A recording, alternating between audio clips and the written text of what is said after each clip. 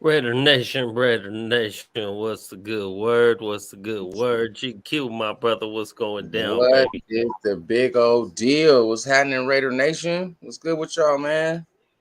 Man, Shit. bro, Another Monday we night. getting started. Q a little late. That's how good he'll be here.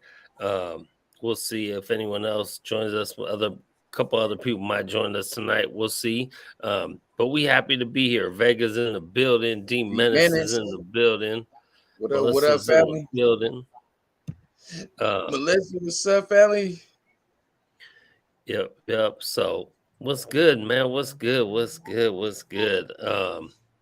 Another good We Monday. hey, it's Tuesday, but Monday, See, and that's Tuesday out. and Hey, that's it's and one of that's them weeks, right? that's what type of week it is right now. Amen, amen. This is that kind of week, man. You know what though? That's crazy. We wasn't on last night, huh? It is Tuesday. Yeah, yeah, yeah, man. It's another one of them weeks, man. And then I got to figure it out for next Monday because we'll be gone. I think maybe even the next 2 Mondays. Um, I don't know what time we get back. Will Garcia in the building. What's up, baby? The New York homies, man. And I'll be out there on Saturday, and Sunday, and then I'll be gone on Monday. So we got to try to figure it out, GQ, so I could set it up because we tried it last time, right? So you guys could just run it, and something happened, didn't work out, but we'll figure it out. We'll try to figure it out. Maybe I try to set it up ahead of we'll time. talk. We'll Yeah, talk we'll on figure it on out, the back show. and then that Monday coming back, we're on a plane coming back. I got to look at the times we get back. I might be good to go, might not. We'll see. Um, but yeah, so let's see what's been going on in Raider Nation, man. We had the draft.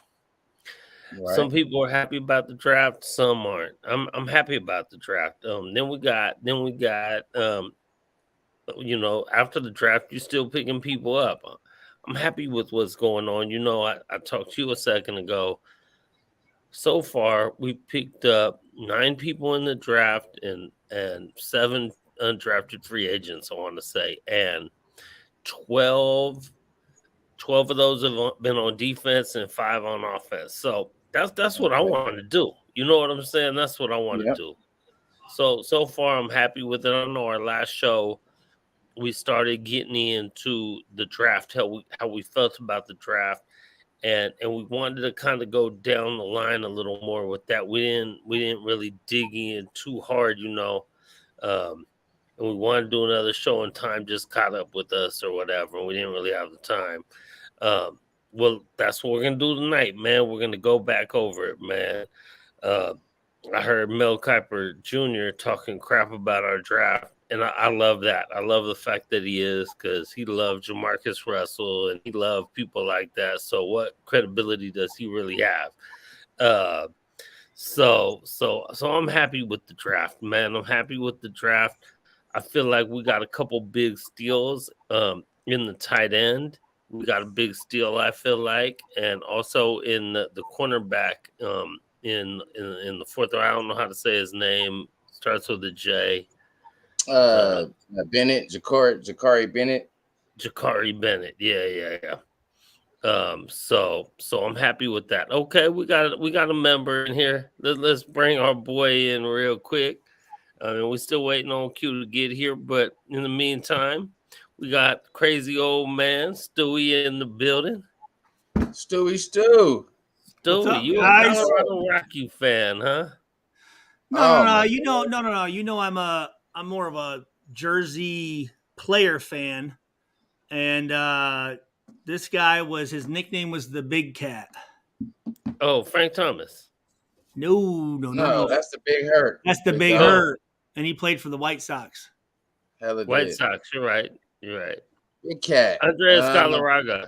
Boom! There you go. Andres Galarraga. Hey, I'm a baseball guy. I'm a baseball guy, bro, and old names. I'm also old too, so the names I'll be.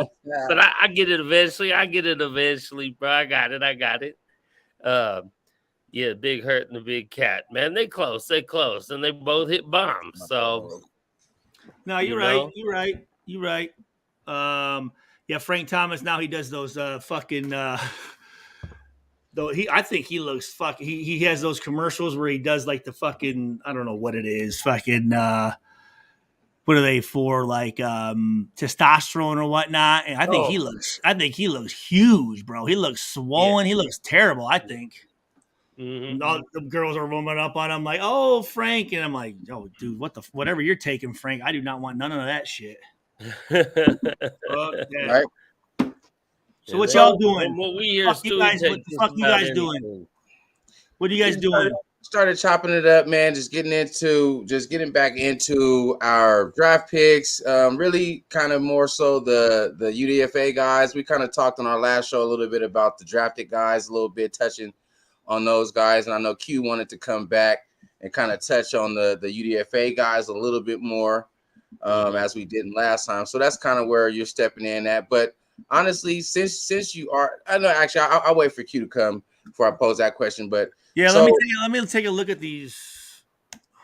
So I'm looking at NBA guys here for the Raiders. I don't even know who the fuck we got here. I know a lot of people. We got a couple offensive linemen, and we got. I'm looking at the linemen. What's that? I said I'm looking at the linemen. I'm kind of more so looking at the linemen as we're talking about kind of just keeping Jimmy upright, you know, and you know, obviously they didn't address necessarily the line position in the draft at all, right? In terms of drafted players. Right. So I did hear, and I know probably everyone has heard by now that they did have Paris Johnson, you know, high on their board in their top 5, you know, that they were looking at on getting.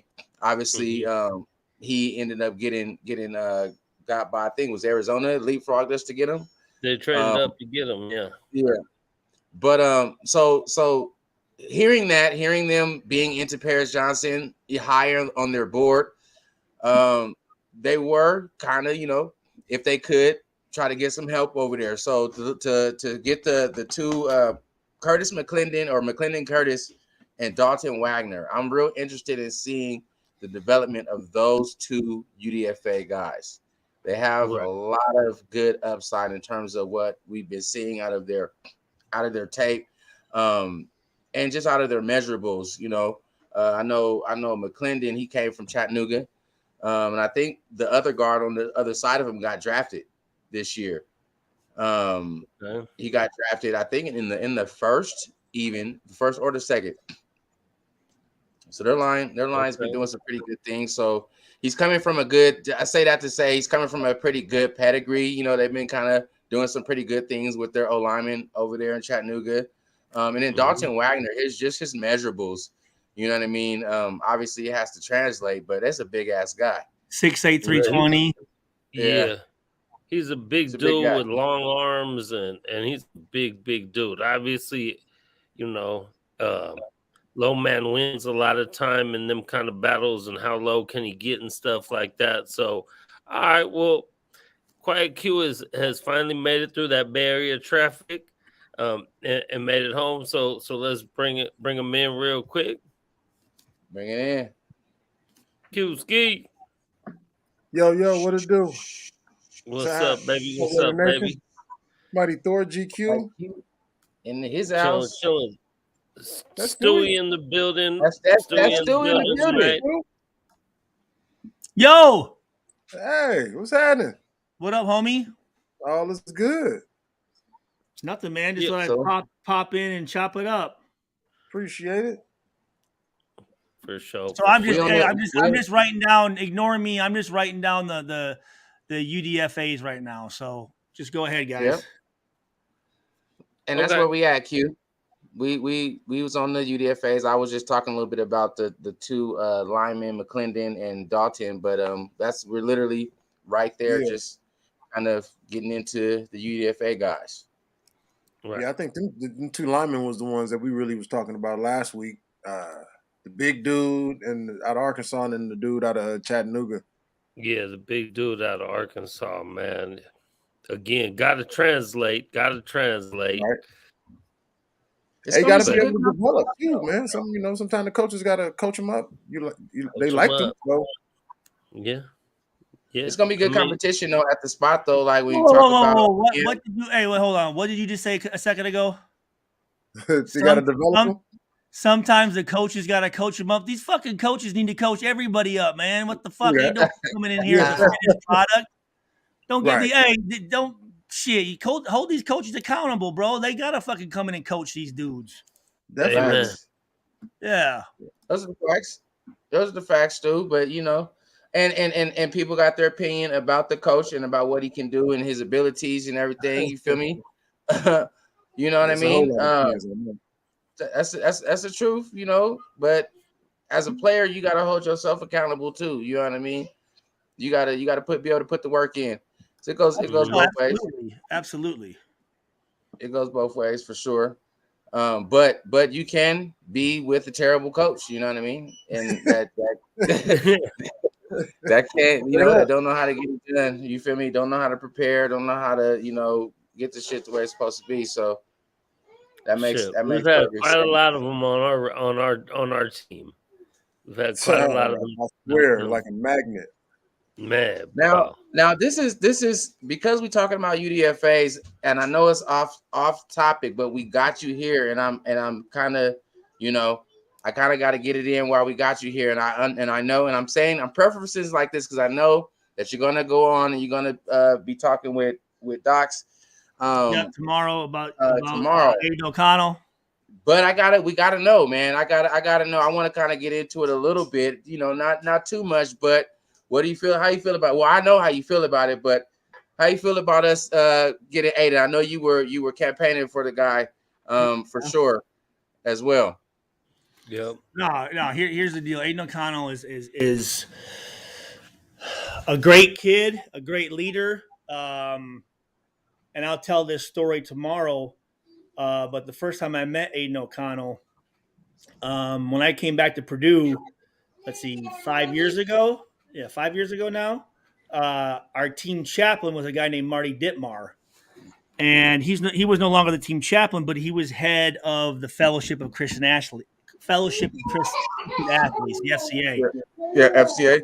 Yeah, and he said, Stu, would you mind coming and being our keynote speaker at the end of the kind of our big banquet at the end of the school year, athletic year, whatever? I said, absolutely, I would. Hell yeah.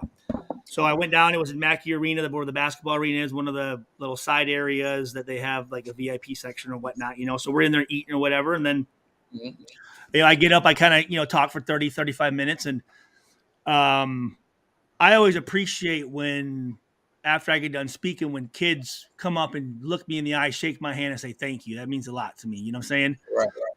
And one of the first kids came up, he said, Mr. Schweigert, he said, thank you so much for coming up and talking. I appreciate your time. Thank you. I loved hearing you talk. And I said, thanks, man. I said, I really appreciate that. I said, what's your name? He said, Aiden O'Connell. And I said, okay, what do you hear? What do you play? He said, I play football. I said, what year are you? He said, I'm a freshman. I said, what position you play? He said, quarterback. I said, where are you at on the depth chart? He goes, I'm about 8th on the depth chart. I said, hey, listen, man. I said, that don't mean shit. Keep putting your work in and good things will happen. And that was the first conversation I had with the kid. And he just stuck with it. It was he was a walk-on, right? Yeah. Wasn't even from Illinois. Wasn't on scholarship. Came to Purdue as a walk-on, paying for his classes, and ends up becoming one of the top QBs in the Big Ten. So the kid knows what hard work is, right? I mean, you're not 8th on the depth chart as a walk-on and become a premier quarterback and lead Big Ten to its first conference championship against Michigan, right? I mean, right. So he is a guy who is very smart. He's a leader. He can zip that ball. He's not a guy. He makes good decisions. There are some times though he'll take some chances. Right. He'll throw some balls where you're like, oh shit, but shit in the league, that's what a quarterback does. Just get Sometimes it. you gotta take some chances. Get it in the area of the receivers and let them dudes let them make their pay. Yeah, let them do what they're supposed to do. Just get it in the vicinity of the motherfuckers. And this guy's a guy who I believe, because here's the deal: Josh McDaniels and the New England Patriots historically really like Purdue players. I mean, if you go back to Roosevelt Colvin, Purdue, Matt Light, Purdue, Gene Murkowski, offensive lineman, Purdue, Brandon Gore, offensive lineman, Purdue, Nico Kudavides, who's the guy who was a D tackle? Oh, God damn it. He's on ESPN now. Oh, God. He's going to be pissed. I forgot that motherfucker's name right now. I can't think of it, but 2 years ago, we had a quarterback, David Blau, who was, I don't know if he was a free agent or drafted by New England. And then New England, actually, the Detroit Lions traded for him. And I want to say that, who's their quarterback now? Goff got hurt. And this guy was an undrafted free agent and ended up starting 6 games for the Detroit Lions. But he was drafted by Josh McDaniels in New England. He was a former Purdue guy. So I know they like Purdue players, specifically Purdue quarterbacks. And I believe that they're looking at the future. And I think Aiden O'Connell is their first look at the next step once Jimmy G's served his time to be the guy for the Raiders, man. So I'm very excited. He's, like I said, he's a kid who is going to take it very serious. A good kid, he's in it for the right reasons. Right. But he's not as corny and as fucking annoying as Carr was, at least with that shit. You know what I'm saying? Like, he's a guy that'll earn respect, a guy that you can trust, a guy that's a guy you want to play for, has his values. I think he's a dude. I'm fucking excited, man. I mean, I'm happy for all the Purdue guys that got put in. Anytime you can bring a dude from Purdue to the Raiders, in especially a position like that, man, and getting him in the 4th round, dude. I mean, he's gonna be fucking. I've seen some of the comparisons already with him. I mean, I don't want people to go outrageous with some shit, but I think he could be that fucking guy, man. I really do. I really do. Nice. Can he be that guy? I know you were happy when we drafted that fool. Be that guy this year? That's the first thing I said. I said I know Stu happy. Oh, Hey, shit, absolutely. Rob Ryan texted me, said, "We got your guy." Oh shit. Oh yeah. Nice. Real quick, we got one other homie in the building. Wow, a couple people showed up tonight, so let's bring them in, man. The homie. Let's go. Good, Samoan, Mitch. what's good, brother? Hey. Yo. Okay. What's Yeah, good? we got you. Oh man, I finally get to Hey, get that's on. twice in 2 weeks we've seen each other, man. Shit. That's true. What's good with y'all Right. though, man? Yeah. Man. Hey, Stu. It's twice in 2 weeks I've seen him, and he lives like 2 blocks from me. Damn, And I don't see that fool but as much as you've seen him. I live in Indiana, dude. That's fucked up, really bro. like twice in a year. Hey man, Damn. they could be moving fast out here, man. I'll be forgetting my Man, days. he's got a young child right now, bro. You know how that shit is. I know how you got to meet her, huh? Yeah. Hey, man. How young? Because I be bringing my son to the house too. Don't trip. Huh? Oh yeah. I was like, how young? Because I'll bring my son. I'll bring baby GQ over to Thor's house all the time, man. Pull up. Oh man, You gotta be under a year, right? Yeah, she's 4 months. Yeah. Oh, baby. Ooh, yeah, baby. Yeah. Yeah, man. So what y'all talking Congrats about, on man? that. Thank you, man. UDFAs, man. UDFAs. Well, we was And kind of draft poaching. We was poaching Stu's brain a little bit about O'Connell. I know he's gonna get into that a lot more tomorrow Purdue guy, hey. with draft. But yeah, we was talking about that. But we was on the UDFA guys. Yeah. What about the linebacker out of North Carolina State? He seemed like a pretty I like him. Drake Thomas? Drake Thomas. Yeah, that's the name. Let me ask you guys this: who was the last UDFA that became a good player for the Raiders? Alec Ingold? Okay, I'm asking you guys. Yeah. Alec Ingold, that's a good one. Yeah. I who else? don't know. The guy I could think of, the last guy I remember is fucking Chris Carr. God shit. damn. Yeah, it was I easy. mean, I think you get a lot of UDFAs that are just like the meat and potatoes, right? The O lineman or the rotational D line that really is solid core of the team.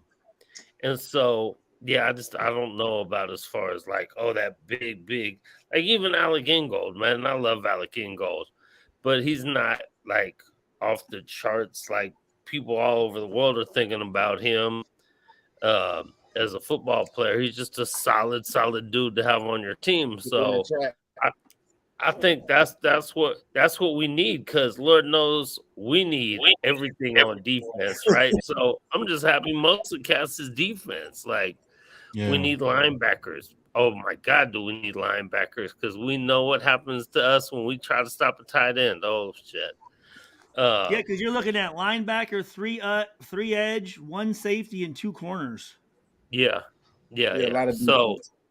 we need corners. We definitely need corners. I mean, there's talk of that one kid in the draft they really like.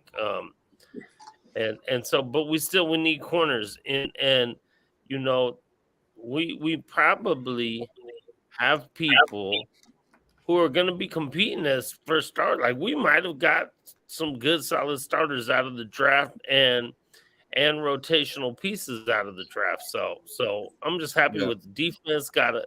Defense got to start coming. The fact that we got between the draft and undrafted free agents so far, 12 defensive players and say 7 or 8 offensive. I'm ecstatic with that. I feel like we're not going in there. It would have been some old Al Davis shit. And love you, rest in peace, Al. But to have drafted the fastest wide receiver at 7 or some shit where we all just went, oh, come on, bruh. Yeah. Yes. I mean, we got Let me ask you guys a question. For us to get to where we want to get, let's say for us to be a playoff team this year and go into and win a first round playoff game, how many of these drafted rookies do we need to be players that are fucking key contributors this year? How many of those rookies do you think?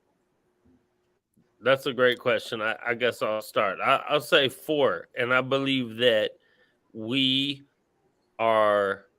Do you have the guys? What guys are you thinking of? Obviously, Tyree Wilson is huge. The cornerback, we said his name earlier, Jacob. How do you say his name? Corian Bennett. And then there's the other cat out of Bama. Is he out of Bama? Byron. Yeah, Byron. Don't forget the tight end, man. The number 2 I was just gonna say you're gonna leave out. And the tight end is huge, bro. The tight end, me and GQ were talking about that. The tight end is so huge. I agree with Thor. I think Waller. Yeah, he ain't that fucking big, fucking Thor. Jesus Christ. All right, not that fucking big. I mean, we gotta score. That kid can play, man. We gotta score our offense. Like we talk shit about the D and we need help on D, which is a for sure fact. But the offense also been anemic. So I think that's a huge key to the offense in the shit that McDaniels wants to run, right? He's a 2 tight end kind of guy or something. You know what though? Also to piggyback on that, on top of that, what Myers brings is ridiculous depth. I think the depth that he just brought to the position is going to be paramount too, because honestly, I believed in Austin Hooper to be a starting tight end, right? So to have Austin Hooper and then have this young guy who I feel is going to have a lot of playing time. And remember, we still got OJ Howard too, right? So when you think about some of these sets that they can run with 2 and 3 tight ends or whatever, it should be pretty interesting, like the depth in the tight end room. So I like it, more weapons, more offensive weapons. Red zone. that's where I feel like it's gonna be Red zone. is gonna be popping off, man. The red zone, you know, the Yeah, dress fuck, that we absolutely. Yes. Yep. Yeah.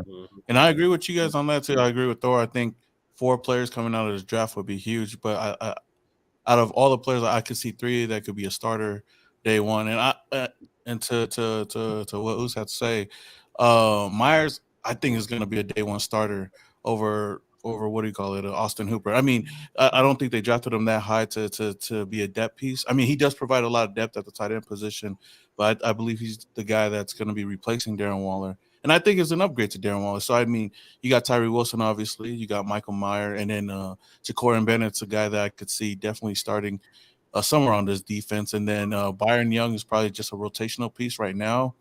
If he could develop into what we all think he can be, I think we got at least 4 solid players in the draft. Everybody else, I think, is going to be like a little mix and match. I don't know where Trey Tucker is going to be on this offense, or if he's just strictly going to be a returner.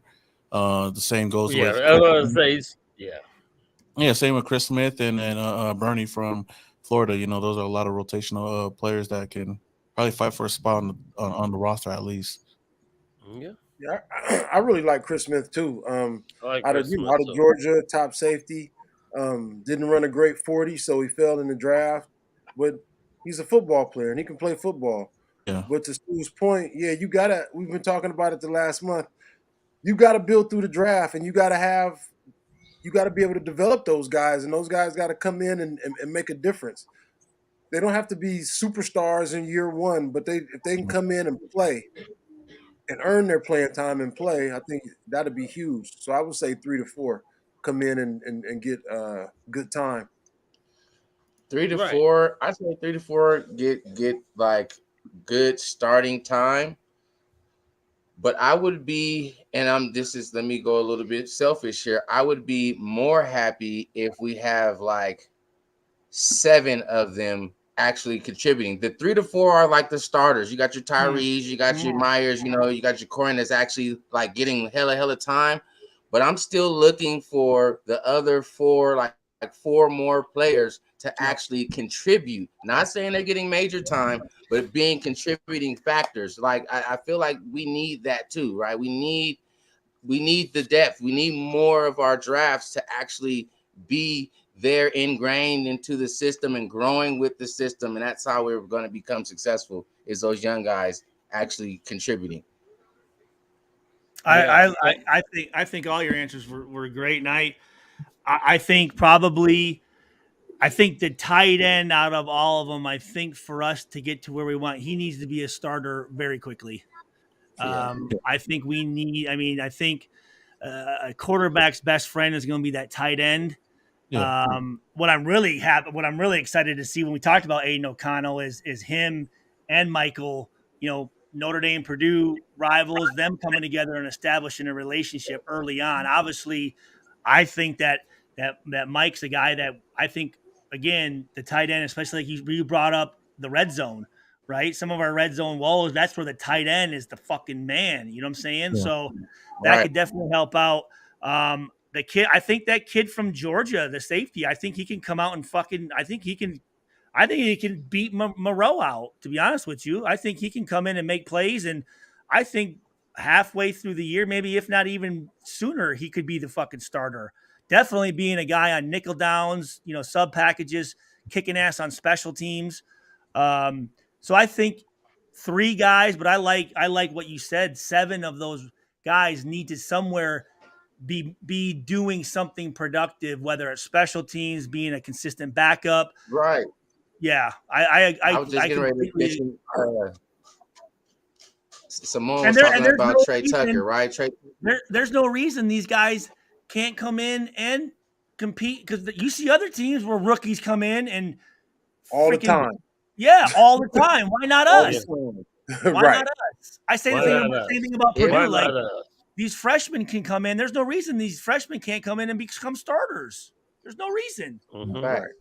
I feel like a lot of fans would forget about the rest of the draft as long as the first round, like our first round pick, goes out there and balls out, Like a lot, like you look at the year with Khalil Mack, he balled out. Obviously, he's in the rotation for real. He's going to be in the rotation, yeah. And then everybody else, like kind of like at least we're like solid players in rotation, and you look at this year's draft, as long as our first 2-3 picks are like stars, like starters, I think a lot of people will look at it as at least a win.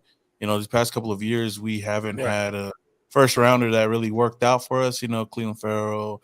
I mean, Josh Jacobs, yeah, but then to hit on only 1 out of 3 picks in the first round is still kind of tough. And then Alex Leatherwood. You So haven't I been think, in the first round in like 10 years. yeah. So, I mean, if Tyree Wilson goes out there and balls out and becomes an all-star Pro Bowler, what we all expect, I think that the rest of the draft, I think those top 2 should be starters or at least future Pro Bowlers, multiple Pro Bowlers. I think what's great about him is I think he can play all positions on that line too. So we can put him in a whole bunch of fucking. Oh, yeah. I mean, and he's learning under 2 guys that I think are the perfect teachers for him. Tyree, Max and Chandler. So, I mean, hoping for the best. Obviously, I thought there was a lot of better players. I'm not mad about the pick, but there was other players that we could have got at that position. But if he goes out there and balls out, I don't think anybody complains about that pick at all. Right. Yeah, I mean, I don't understand. To me, I don't understand the complaining about the picks. Yeah, dude. First off, hindsight's 2020. I wouldn't go through every draft and go over this guy should have won. Whatever. Like you go in and you take who you believe at that spot is the guy, and you can't complain about this kid for one, man. He was a beast. Like, so hopefully, you can say, oh well, we needed a D tackle more, or we needed a corner more, or we needed. Well, if you believe that was the best defensive player on the board at that time for you, I love it. And me and Q know we've been through this, and you were on the field playing when we'd be going through this too. And you get some Raider fans, if you want to call them that, in there booing players or talking shit. Motherfucking, that's our team. You better back them up. So back the pick up, man. Back the pick up.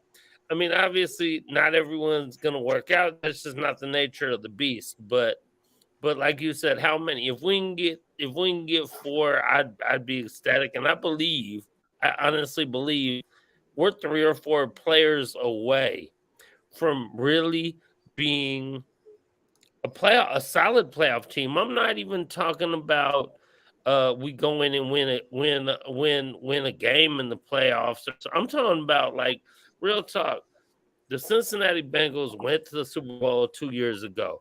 We were really someone making one big play away from beating them. And who knows what we do. Last year, obviously, our record sucked with 6 wins. But how many fucking games did we lose where we had these big? So I'm like, we're not that far. We're really not. A record. I mean, also last year, I'm not going to try to use this as a whack ass excuse, but you got new coaching staffs coming in. People got to learn that shit. Also, we had the unfortunate fact that we had to have 9 away games last year. So I don't care who you are. It's always tougher to play on the road than at home. So that gives you a small disadvantage. And so I feel like even with the record not being that great last year, we're not that far away. I think easily we could have won 9-10 games last year. Easily. Like super easily. So 3 or 4 big key pieces are going to put you at an 11-12 win. If you got 11-12 wins, we're fighting for some. And so I feel like we're really just that close to being a for real contender. Yeah, and you look at the team now. We made upgrades in some positions. I know a lot of people were sad about Derek Carr, leaving and whatnot, but I think we did make a little bit of a upgrade with Jimmy G. You bring in a guy that obviously knows the system, but has a better red zone percentage than Derek Carr had, and then you get a tight end like Michael Mayer who excels in the red zone, and then you go out and get defensive players in this draft. You just add on players in free agency. I feel like there's something to be at least hopeful for. I know it sucks as Raider fans because it's tough as Raider fans to be hopeful for this team because every single year it's the same old story. But like you said, last year There were so many games we were in. A lot of just little plays here and there could have changed the whole season. And I think just being Josh McDaniels' first season, going into this year, I think they learned a lot from the first year. And we still got some of the main key players here. Hopefully we could re-sign Josh Jacobs, but I know that's another story for another day. But I think the Raiders are in a good position, at least for now. And Oos, that jumping on the back of that, that's why I kind of like what they did in free agency as well, right? When you piece in what they did through the draft with what they did in free agency, they brought in a lot of guys that have experience in the playoffs, right? Maybe they wasn't making major contributions, but there's guys that were making plays, right, and they were doing things, knows what it takes to be on a playoff winning team, right? But even some of the pieces that were more of a splashier than a backup guy, like you bring in Marcus Epps, right? Or you get in like a Duke Shelley or a Spillane. You plug in a John Jenkins that can compete on that D-line too, right? Maybe he wasn't the best player on the Niners, but being on that Niners O-line, he definitely know a thing or two, right? So he could come in and bring some competition. So I like it too, a lot what they did in the free agency. You put that together with who we already had there and who we just got through the draft, right? And you make something happen. That's what we was talking about, the linebacker position, right? So I think, right. We can get into that. So that's why I was just talking about Spillane, right? You putting in Spillane, is Divine Diablo going to make that next step, right, in his career, right? Is he gonna elevate? What is the young cat from Florida going to do, right? Can he, with his athletic attributes, can he learn the game and get his head in it fast enough to make an impact? You know what I mean? As a rookie, it's a lot to be seen. They definitely in this. We still got some free agency to go too, right? For them to be able to address the position. Do we want Patrick Queen? That's the question. The question That's the question is, that a lot of people are asking, right? Patrick Queen. I mean, honestly, it just depends on the price, I guess. Yeah. And because I don't think we want a lot of shit, but the price got to be right. That's what I was just gonna say. I think the Raiders are in a position to. I mean, they could definitely get a lot of help with Patrick Queen and solidify the linebacker position, but I don't think they're in a position to go and spend a lot. I feel like they could. There's still a lot of moves to be made. You still got free agents. I mean, preseason, and there's gonna be a lot of cuts. And I feel like the Raiders, if anything, are gonna at least bring some depth pieces for the linebacker position. Like we did a couple years ago with Denzel Perriman. It was like somebody that we picked up right before the season started, and he ended up working for us. I kind of wish that they could have addressed the linebacker position earlier in the draft, but I feel like they were really high on, I guess, Michael Mayer in the second round instead of going and getting one of those guys. But I feel like if it was me, I would go get Patrick Quinn. But like I said, the price got to be right. Right, the price got to be right for everything, bro. The price got to be right for everything. I mean, there's a lot of things. I think they were just talking about the value of the pick. We was talking about Reef. Reef said, "Is Mayer really the best pick of the draft?" To me, I feel like Tyree is our best pick of the draft, and this is my personal opinion, because I just know for us, we have a big position. We had a big need at pass rush, right? Like we always like just one step away right there from being able to close in on the quarterbacks and being able to like affect other teams' offenses. So for me, being able to get a guy like Tyree when we got him, because I didn't think he was going to fall to us. And this is my honest opinion. That's why I kept saying is he's going to be Witherspoon or Gonzalez, because I didn't feel like the pass rushers was going to make it. I thought a lot of more people was going to try to get at the pass rusher. So for me, I don't think Mayer is the best pick for me. I think Tyree is, but I can see where people will say Mayer is the best pick because of his value and where you got him and how you got him and where he could have went, right? And so I can see that, but I definitely say Tyree to me is the best pick for us, for sure. I mean, I agree with Omar and Chad. Like you said, Wilson's definitely the best pick, but Mayer was the best value pick for the Raiders. At least getting him in the second round.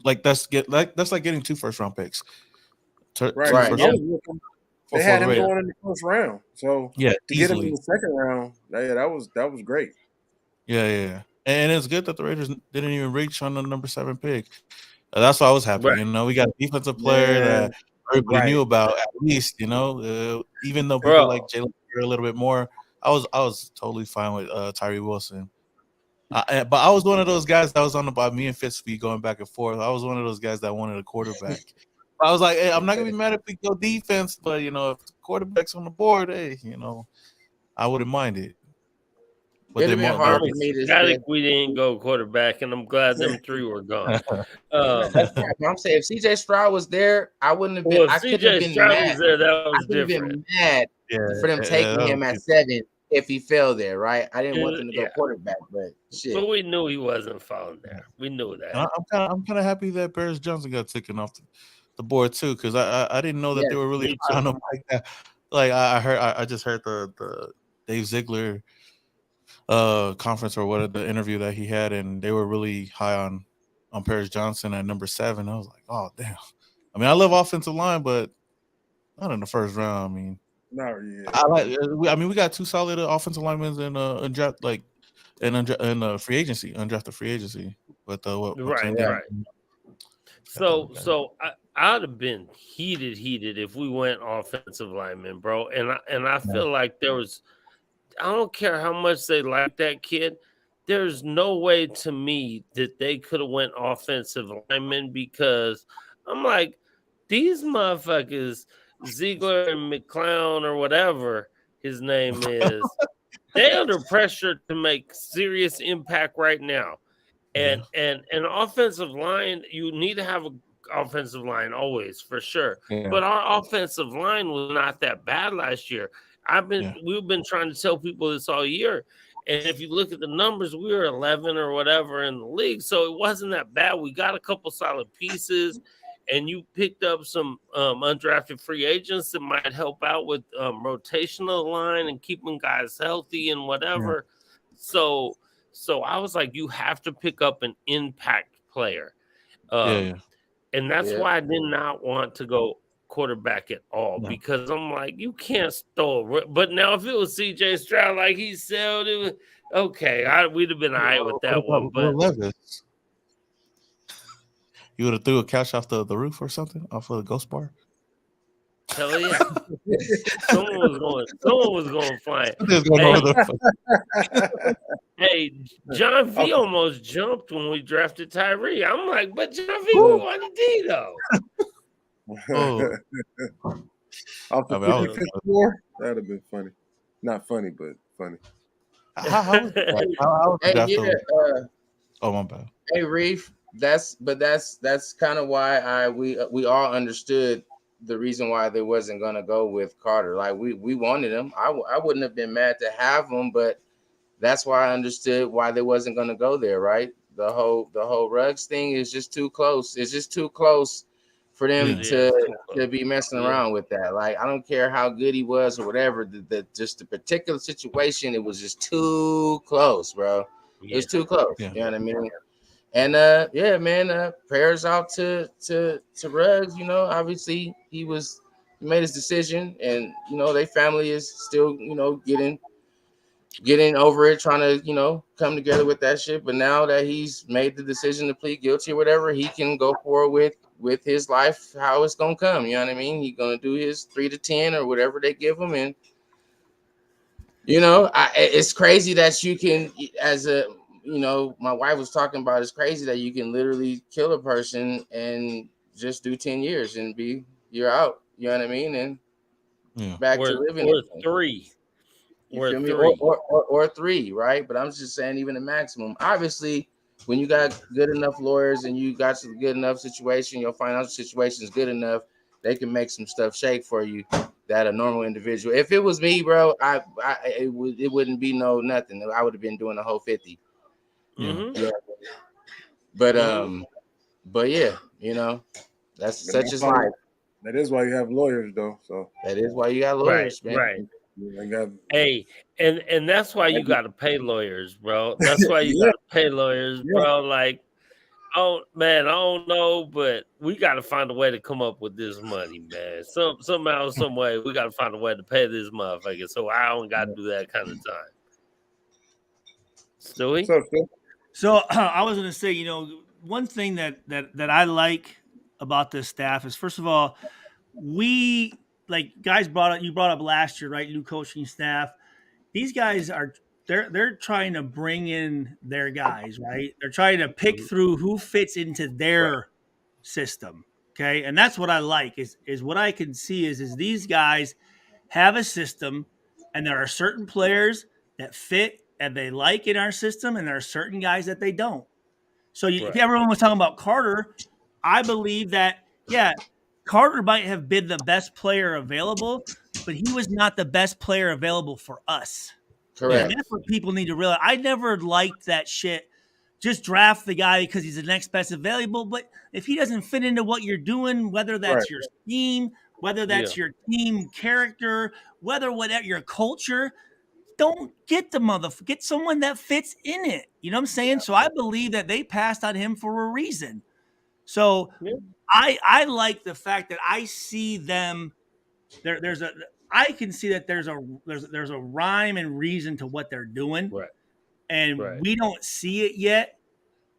Now we have to see it this season. We have we have to start seeing something, right? We can't evaluate this staff until after this year. We really can't. You got to give these guys some time again to get the guys. I mean, again, they might have had guys last year that, they were players, but in our system, they weren't doing what they're supposed to be doing, whether that's because they're not buying in or they're just not capable to do what they want physically, mentally, whatever it is. So get rid of them motherfuckers and bring in guys that can do what you want them to do. So I gotta believe that these guys, if you're gonna ask anybody coming from another staff, I gotta believe that I want them coming from the fucking Patriots.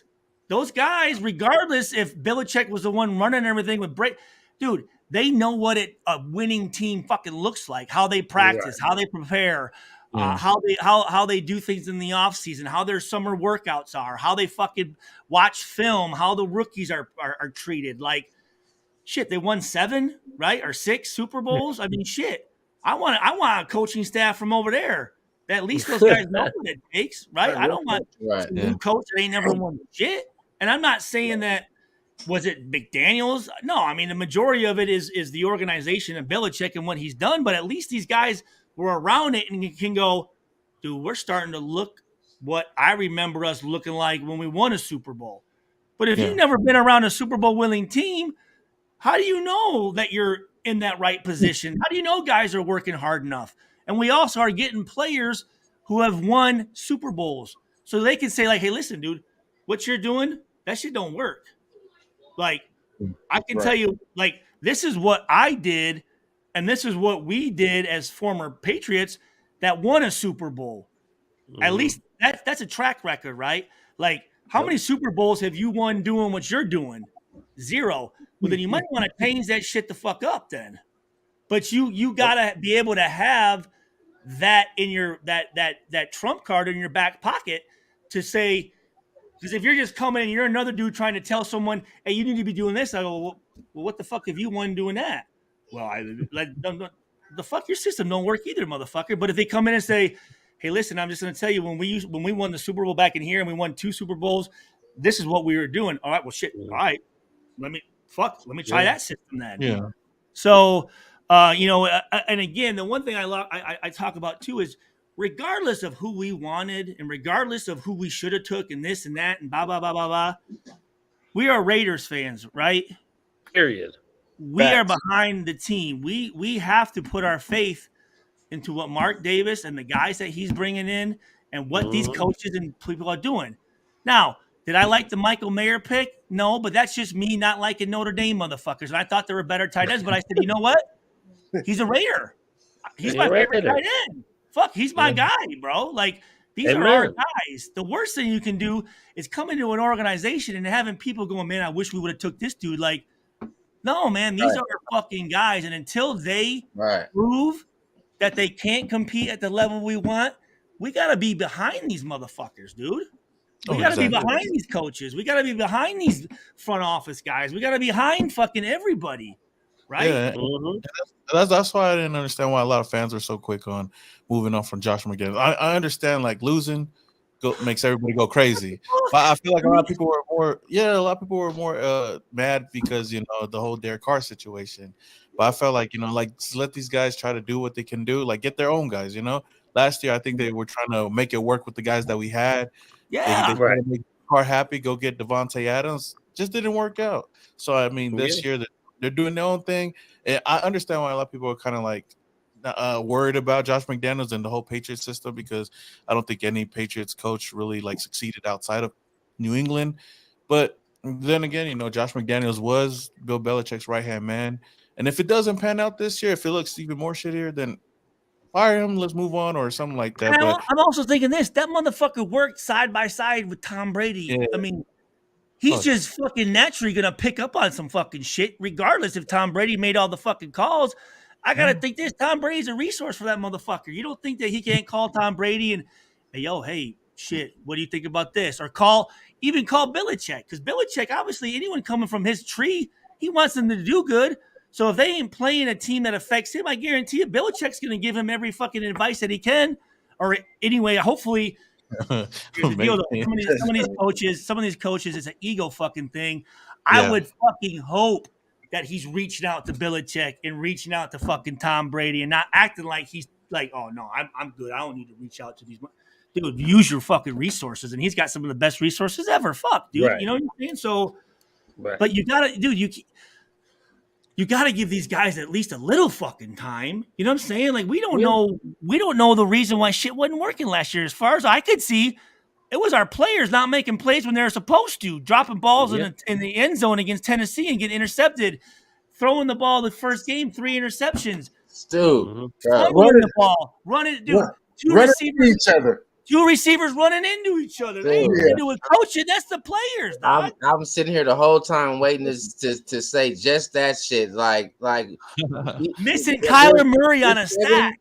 We're 7 plays away from talking about some totally different shit. Literally, like 5 plays is the difference between 4 or 5 losses. Literally. Yeah. Oh yeah. Facts. Yeah. So we make that one play. Let's say the offense scores. And I will that say one Chandler Jones taking 10 games to get into the season fucked us too now. Because he played like shit.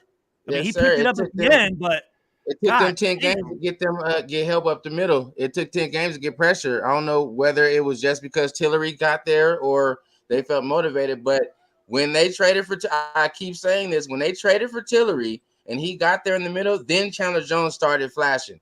That's when it happened. It happened simultaneously. I think he came in out of shape, and it took him that long to get into the fucking playing mode, man.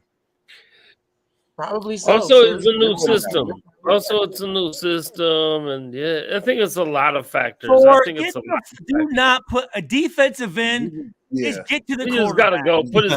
He just gotta go. He gotta go rush. I understand. Ain't no system, motherfucker. He ain't checking audible in and fucking moving motherfuckers around. His job is to hold the edge and go fucking get that quarterback. Hey, but going back to what you said, Stu, player accountability. That's what I mean. Player accountability. Yeah. Even last year, on multiple occasions, I want to say at least 2 occasions, different players, Josh Jacobs and Devontae Adams, came out and they was like, look, people keep talking about the coaching. I'm paraphrasing, of course. People keep talking about the coaching staff, but the players got to execute. Like at a certain point, you can't point the finger at the coach. The players have to execute the fucking plays, and that's out of Devontae, out of Josh. You can have the exact fucking call in that position.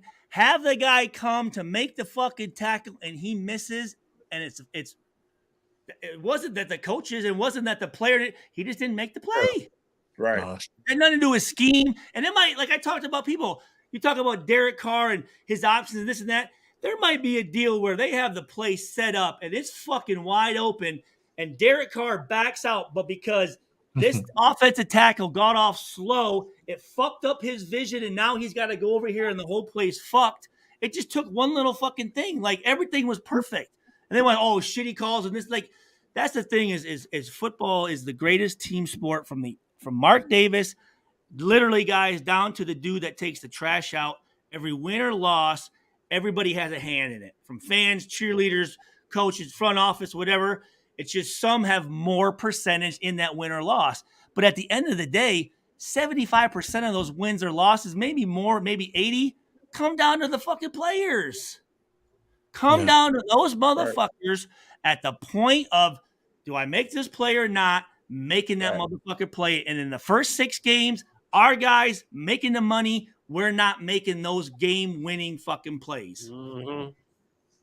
Period. Hey, there you go. big players make big plays at big times. Well, period. We need more big players. And on game day, bro, the coach's job's going on during the week. On game day, that's the players, dog, for real. I mean, coaches can make a couple of adjustments, but if you think they're out there fucking like coaches, I mean, they might have some strategy and pull out a play at the right time and blah, blah, blah, blah, blah. But on game day, dude, that's our time to shine. Coach, don't even talk to me, coach. Like, good coaches don't fuck with the dudes. Hey, bro, like at this point, ain't nothing I'm going to say that's going to help. I'm going to just make it shit worse. Like, you go do your shit. It's the players, man. And players want to do that shit. Well, like, no, this loss. And that's the thing the thing that bothered me is after games when they would interview these guys, there was like their responses to shit. There was no football knowledge being talked about and why they lost the game. It was, we gotta come back and practice hard, and we gotta work. Like, no shit, we know you gotta fucking do that. I want to know why I'm fucking in the red zone in nickel package. Why is the fucking nickel getting beat on the inside when he should be on the inside? Or hey, you know what? On third down, we didn't pick up the blitz good enough. We did. My hot checks weren't out there. We got to work on our hot. Like, there was no football. Like, I want to know in football terms, how do you, like, why we lost and how we're gonna move on and win this game? Not, hey, we're gonna go back and we're gonna come together and we're gonna fucking practice and we're gonna, no shit. Like, what the fuck? That's expected. That'll be nothing. You know what I'm saying? Oh, we're not. We're not going to turn the ball, and we're not like, dude, no, like, I want to know, like, what the fuck's going on third down, or what our red zone problems are, or what's the defense doing that's causing problems, or why is our secondary not getting any interceptions? What the fuck? Right. Yeah. And the thing, man, about Josh McDaniels, whether you like him or not, you can't just keep changing your leadership every year and a half, 2 years, and expect to be good. You have to be consistent. Give the guy a fucking chance. Right. Exactly. And I mean, you know why they're so mad at Josh McDaniels is because of one guy that everybody likes to stick up for all the time. But if you really look at last year, I always say this, man, our defense wasn't the greatest, but they put our offense in position to win multiple times. Absolutely. Last year. And for the offense to be as talented as they were. And our defense had no big money makers besides Max and Chandler. Other than that, them dudes weren't making shit. And your worth on the team, the more money you make, the more that's expected of you.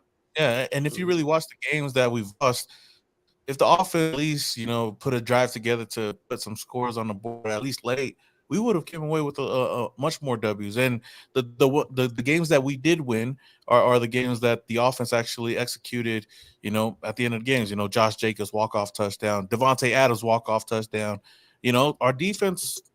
And really, our defense was playing with 10 guys. Moreg's so fucking deep, it doesn't get involved in shit. That's true. For real. Like, he's back there. Dude, he's back there as a great Willie Brown, God rest his soul. He back there killing grass, dog. That's just out there killing grass.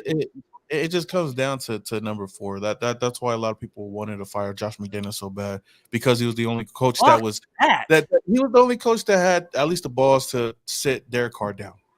We gave Derek Carr 10 years, and you can't give Josh McDaniels 2? Yeah, and it was good. Go ahead. Look, they said it was actually a little bit. Go ahead, Us. No, go ahead. No, my bad. I interrupted you. Go ahead. My fault. No, I was gonna say, in terms of McDaniels, going on that point, even the reports saying, like, in their meetings, like, how he holds everybody accountable, right? So McDaniels is a stickler, but he's a stickler to everybody equally. It doesn't give a fuck who you are. So when that guy was opportunity ass chewing. You know what I mean? And he's chewing his ass out in front of everybody. He didn't like that. You know what I mean? He didn't like the fact that he was being held the same. You know what I mean? That type of thing. So, but that type of coach, right? Like, I'm gonna get in everybody's ass because I expect this type of production from everybody. Right? That's the coach's job. I mean? That's what he gets paid to do, is to be in their ass. Yeah. And a lot of fans get on him so much, like I said, like because they felt like he was purposely trying to like rig Derek Carr or something and try to get him out of here.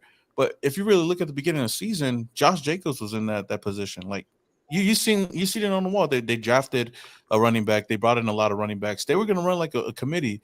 They even played Josh Jacobs in the Hall of Fame game, not thinking that he was going to do what he did.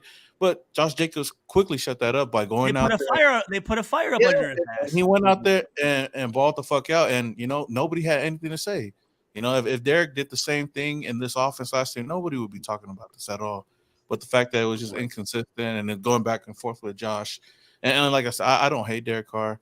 I don't think he's the worst quarterback, but I just think the writing was on the wall with him over here, especially with Josh McDaniels as the coach. I think that he kind of like, you know what, it's not working. I want to go get my guy. I'm pretty sure it was Tom Brady, but Jimmy G works out just fine with what we got going on this year. So it just depends on the player. If the player's going to go out there and ball out and do his thing, I don't think anybody's really talking about it. And that's why I think it's kind of hard right now in this situation with Josh Jacobs. They is like, shit, now we got to think about paying this guy. We weren't expecting him to go out there and do what he did. Hey, what Sharif Solikin put up there. Raiders defense, Exactly. Right, a lot of people don't see that. Everybody says the defense was trash, and they weren't the best. But if we paid a lot of money for that offense, dude, and our defense played above their pay grade, dog. They did, bro. We were saying that all year. We got $100 million offense and a $10 Happy Meal defense. Like the only game they really was shitty was, I would say, the last Chiefs game and the Saints game. Yeah, other than that, they were okay. They was all right to get. They was good enough to get you a W. I don't feel like you said. Besides that, they weren't losing us games, right? They weren't. They weren't. And Derek Carr only had. I think Derek Carr only had 1 300 or 2 300-yard games, and I don't think he had any 3 touchdown games this whole season. This last season, I mean, with Devontae Adams, I understand we didn't have Darren Waller or Hunter Renfrow, but you still got Josh Jacobs. You still got all these other weapons out there, and there's plenty of times where you go back and you watch the tape. This dude misses a lot of people out there, and I think that's why a lot of people are frustrated. Like me, I was frustrated, like this motherfucker. But a lot of people don't see him as somebody that will make a lot of mistakes. But at the end of the day, the most important position on the offense is the quarterback. And if he's not doing his job, I think no matter who it was, I tell you right now, if Jimmy G was playing for us last year and did the exact same thing that Derek Carr did, everybody would want Jimmy G gone because they don't. I 100% agree with you on that. 100% agree. Yeah, everybody's tied to Derek Carr for so many years. What the fuck? Get rid of after the first game. I guarantee you throwing 3 picks. Get rid of that motherfucker. He sucks. Bench him. That's crazy. 3 picks out the gates, too. Out the gates. First game of the season. Out the gates, 3 picks, right? Yeah. And you know what I mean? Like, jeez. Like, if he would have came in throwing 3 touchdowns out the gates, we'd have all been like, okay, Derek Carr, okay, man. Let's see what this is going to be like. And that game, we were in that game, too. Even with him throwing 3 picks, we were still in that game. Right, because of our guess defense. What? Guess who held us in that fucking game? I don't know how. I don't think we had 0 turnovers, right? Was it 3-0 and we're still in that motherfucker? But I would say that our offensive line was trash that game. In the beginning, they were trash, but then they started getting better over time. They started gelling later on. You had more as the season went on, and as they started running the ball. Oh yeah, they wouldn't even utilize Josh Jacobs in the first 3 games until the Bronco game. So yeah, I didn't like. I'm thinking with the connection that he had with Devontae Adams, I would throw to him until I couldn't throw no more. And there were places where he was fucking open and he wasn't even looking at the motherfucker.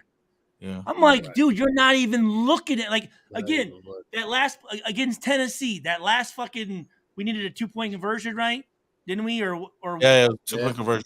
right? Because He has Devontae Adams and number 10, who was balling the fuck out, right? On the left. On the right, we had 84 and Waller, who already dropped the ball in the red zone. When he fucking went like this, he looked right here. He didn't even look to the backside with Devontae and fucking 10. And I'm like, what the fuck are you like? What the fuck, bro? Yeah. Like, But that's what are your you like? homie, That's, dude, It you was go some right games over Devontae here. had two catches, which is insane.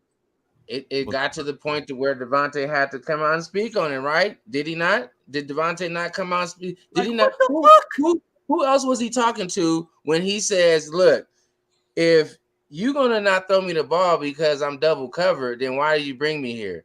Like, I'm Devontae Adams. I'm gonna be double covered just because I'm double covered don't mean I'm not open. Nigga, throw the ball to me, homie. Look my way. If One not, thing then more that like, come I on. didn't get was with them having this great relationship.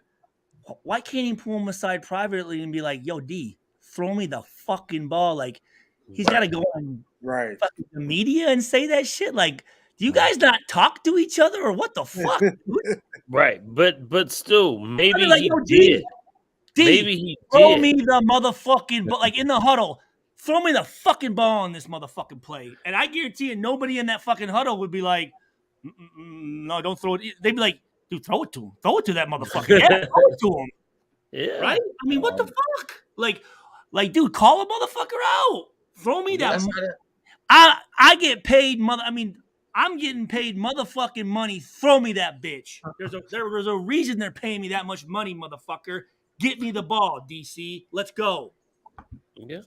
Maybe he didn't want to that's force why it. I don't understand the audible stuff, like the whole, like, you know, as a 10-year quarterback, Would it you go with can't a gold C on that motherfucker? A you goddamn can't gold C. make no on the line decisions. You can't audible. Is the coach called the play and you have to throw it exactly where he said to do it. You cannot if you Yeah, get to the line of scrimmage and you see that I have a fucking touchdown right here, if I call this high route, but nope, the play's going over here. And I see that it's not going to work, but the coach called it. So by God, I'm going to run this play that the coach called and I can't deviate.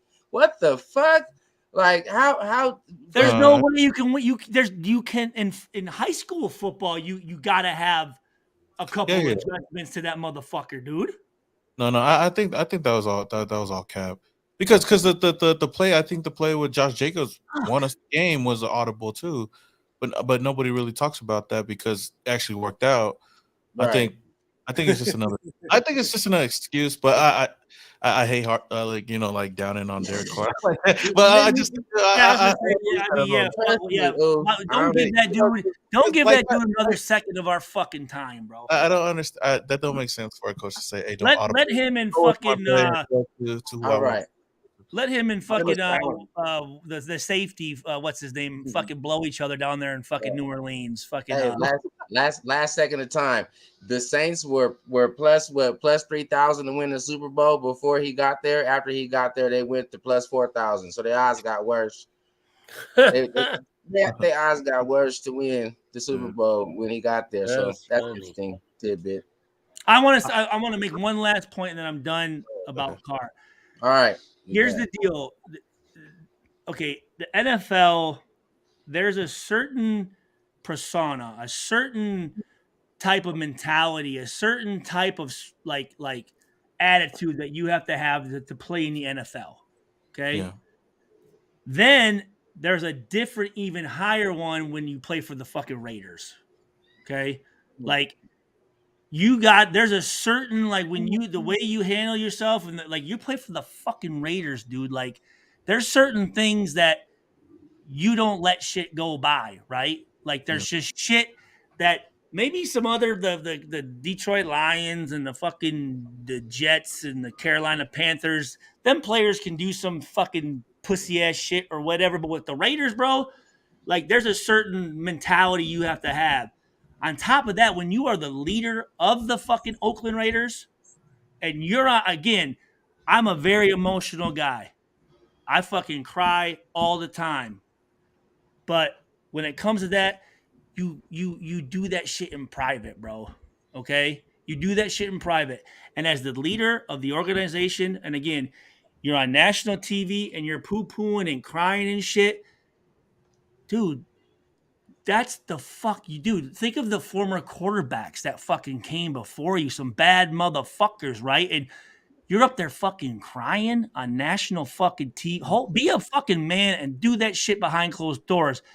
Jimmy G has that Raiders quarterback swagger. Okay, is he a better quarterback than Carr? I don't know, but at least he's a dude that fits the fucking Raiders, bro. A guy that fucking the other guys I think can get behind, and a guy that I think is a quarterback that his mentality and just the way. Yeah, I mean guys like Stabler and Blanda, like. Dude, he fits I like the motherfucker, dude. I like his little bit of fucking swagger. I like that he fucks, porn stars and this type of shit, dude. Like that's a dude that like he did Vegas, the whole Vegas thing too. Somewhat like, but like for other guys, like there's a certain mentality where it's like, dude, like I don't really like Derek Carr. I don't really trust you, dog. Like I don't want to hang out with you at all. Because like I don't know who you're talking to and shit. Because one minute you're saying this to me and doing like I don't know who like you don't drink, you don't swear, you don't like. I can't fuck with you, man. No. I don't trust your ass, bro. No, sir. No. So again, I just like what Jimmy G brings. At least just a little of that fucking cockiness, a little bit. Like I think dudes are like I could see him being like. Hey, listen, motherfuckers, we're gonna fucking score this goddamn touchdown and go get some pussy after this. But you know what I'm saying? Like, all right, let's go, man. Hey, Devontae, you better catch this motherfucker, dog. You know what I'm saying? Like that type of shit. Like, all right, man. Hey, shit, let's go, man. But not, hey guys, sorry about that last play. And I'll do better next time. It's like, shit, what the fuck? Get the fuck out of here with that shit, man. Like, what the hell? You don't need to apologize. Just fucking let's go. So that's my last comment. But I like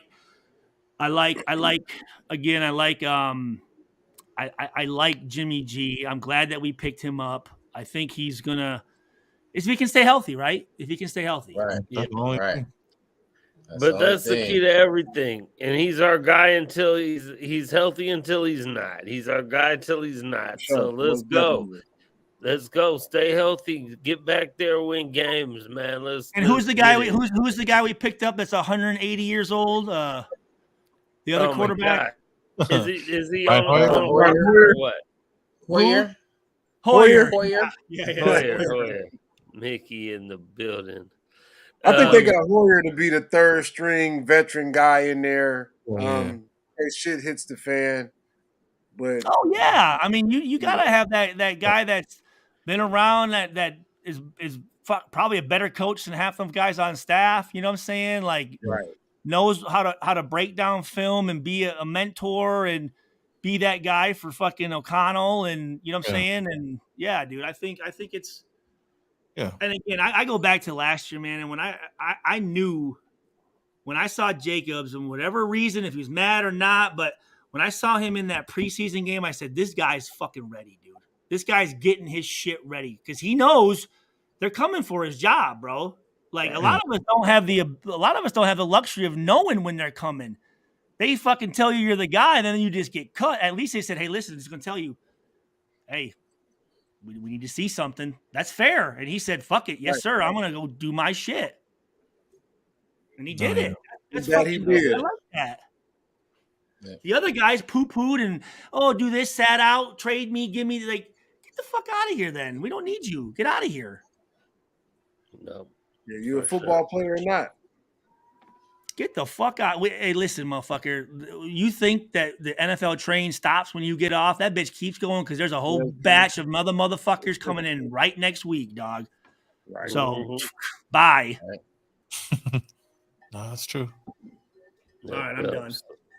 Sorry. So, yeah, we went a little over tonight. No biggie, but you have a time limit on this thing? No, we don't. But we don't. Motherfucking, we usually do an hour. We always go over. I didn't know you had a fucking curfew on this bitch. And you're on the West Coast, right? It's only like fucking 8 o'clock. Yeah, it's 10. Yeah. Yeah, something like that. Something like that. You close, bro. But we're probably coming on Thursday. The schedule comes out on Thursday, right? So Yep. Thursday we really ain't talking football. Football, we talking about where we going to party and drink at. And You I know drink? for when the schedule comes out, where we going to party and drink at. I didn't think you even drank. That's part of the road trip, fool. Drinking and partying. You don't think so? Because you never show up and drink with us, No, bro. y'all motherfuckers, y'all need to come out to Detroit for that Lions game, bro. I'll take you guys out, man. My wife definitely ain't going to Detroit.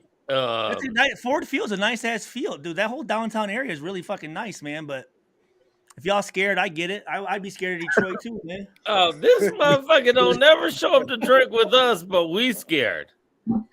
You still ain't done your drinking challenge, fool. You still ain't done drinking. I think you scared of Detroit. Period.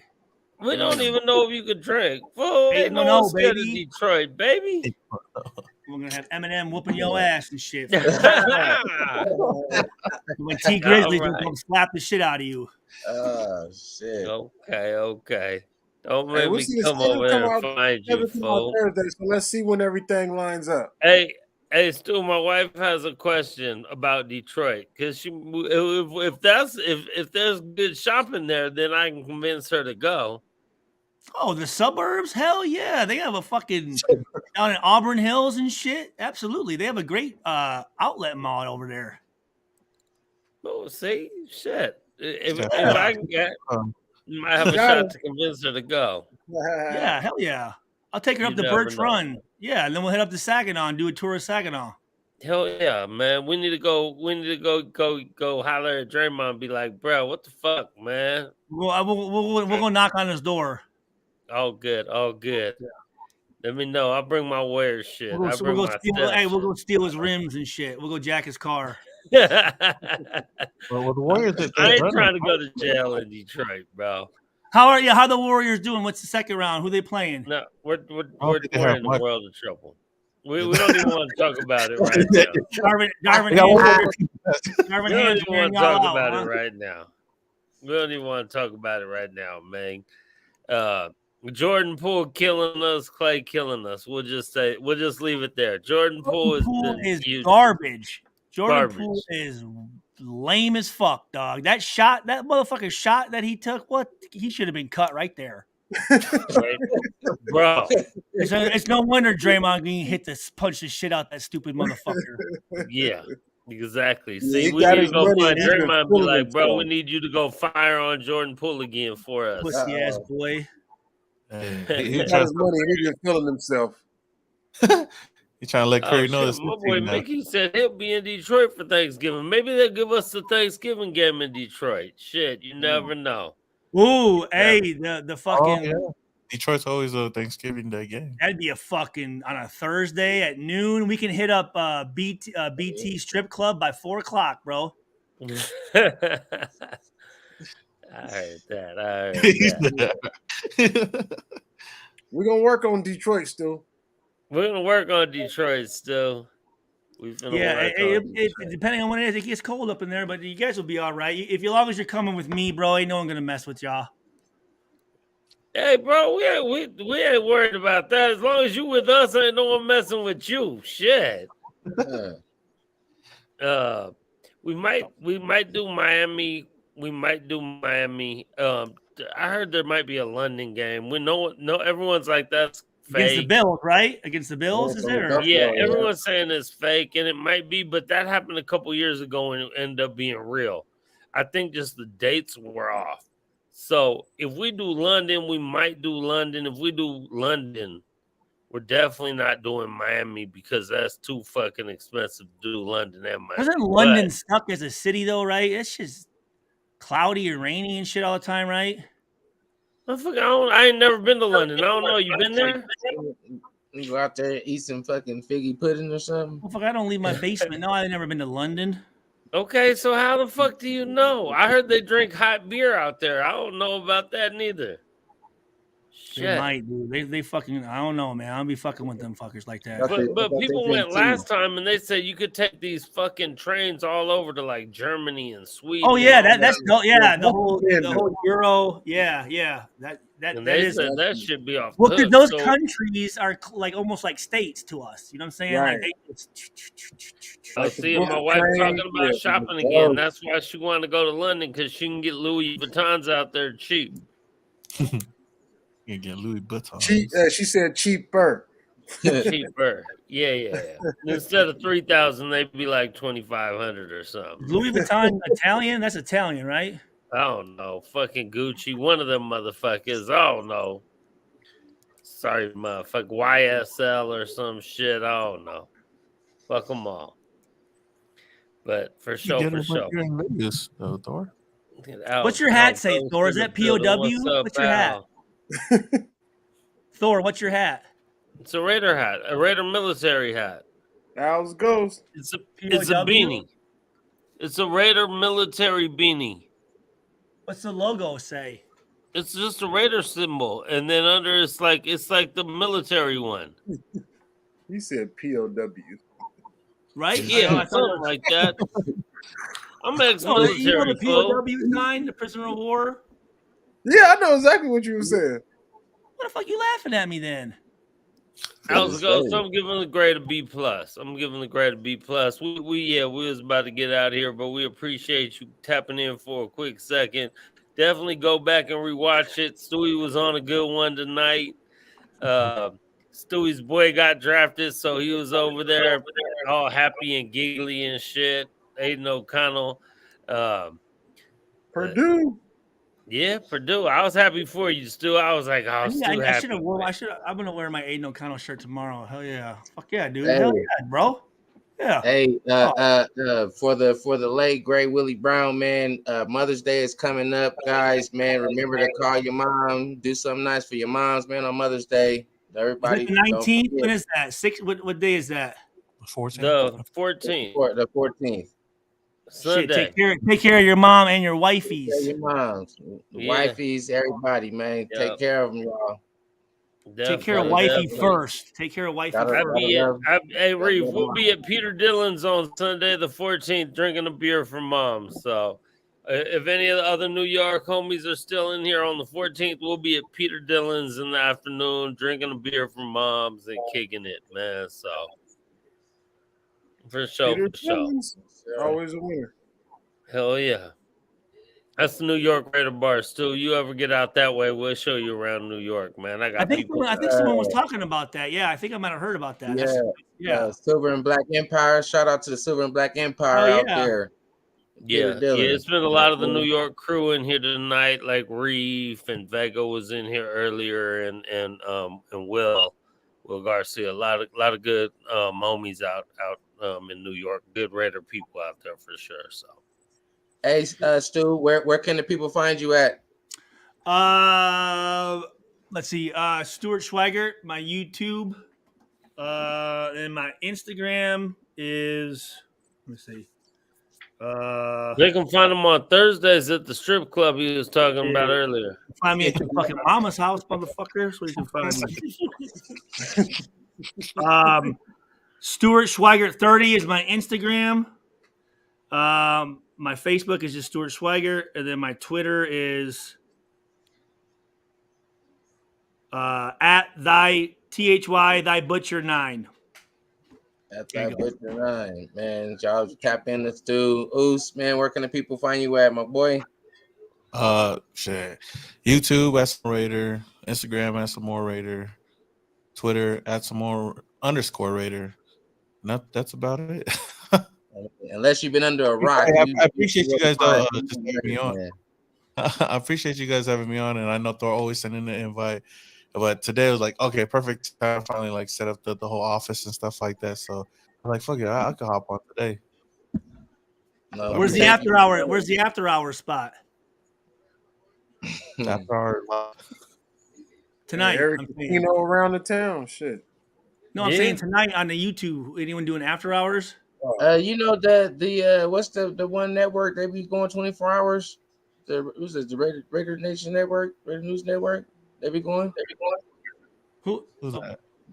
Talk about Who's I that? don't know. You, Stu. You getting on later?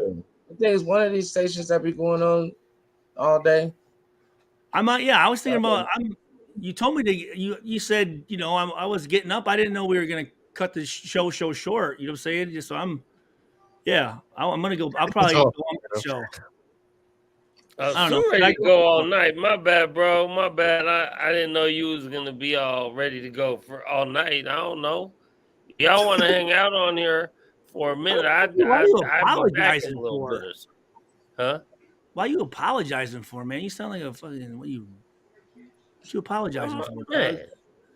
God I'm just damn. trying to be cool to you because you on our show and I invited you. I didn't want to be like, motherfucker, get the fuck out of here or nothing like that. I'm just trying to be cool, bruh. Nah, I Shit. feel it. That's how we roll out here. We treat people right, bro. Shit. We ain't assholes like you, motherfucker. Hey, yeah, man, it's NWA. You right about that. They be on. What's NWA? It's like another Raider channel. I know what NWA the rap group is, but obviously that's not what we're talking about. And Yeah, It's and another- that's where Dirty is at over there, right? In NWA. Oh shit! I think I don't even know. Yeah, that's Yeah. dirty. Yeah, it's dirty in them. Yeah, they're probably going live then, Stu. what's that? They're probably going live. Are they? Well, y'all be acting weird, dog. You got nerve, motherfucker. I'm just hey, no, hey. Okay, here's the deal. So, thanks for having me on. I'll probably just sign off, I guess, since y'all ain't saying nothing. And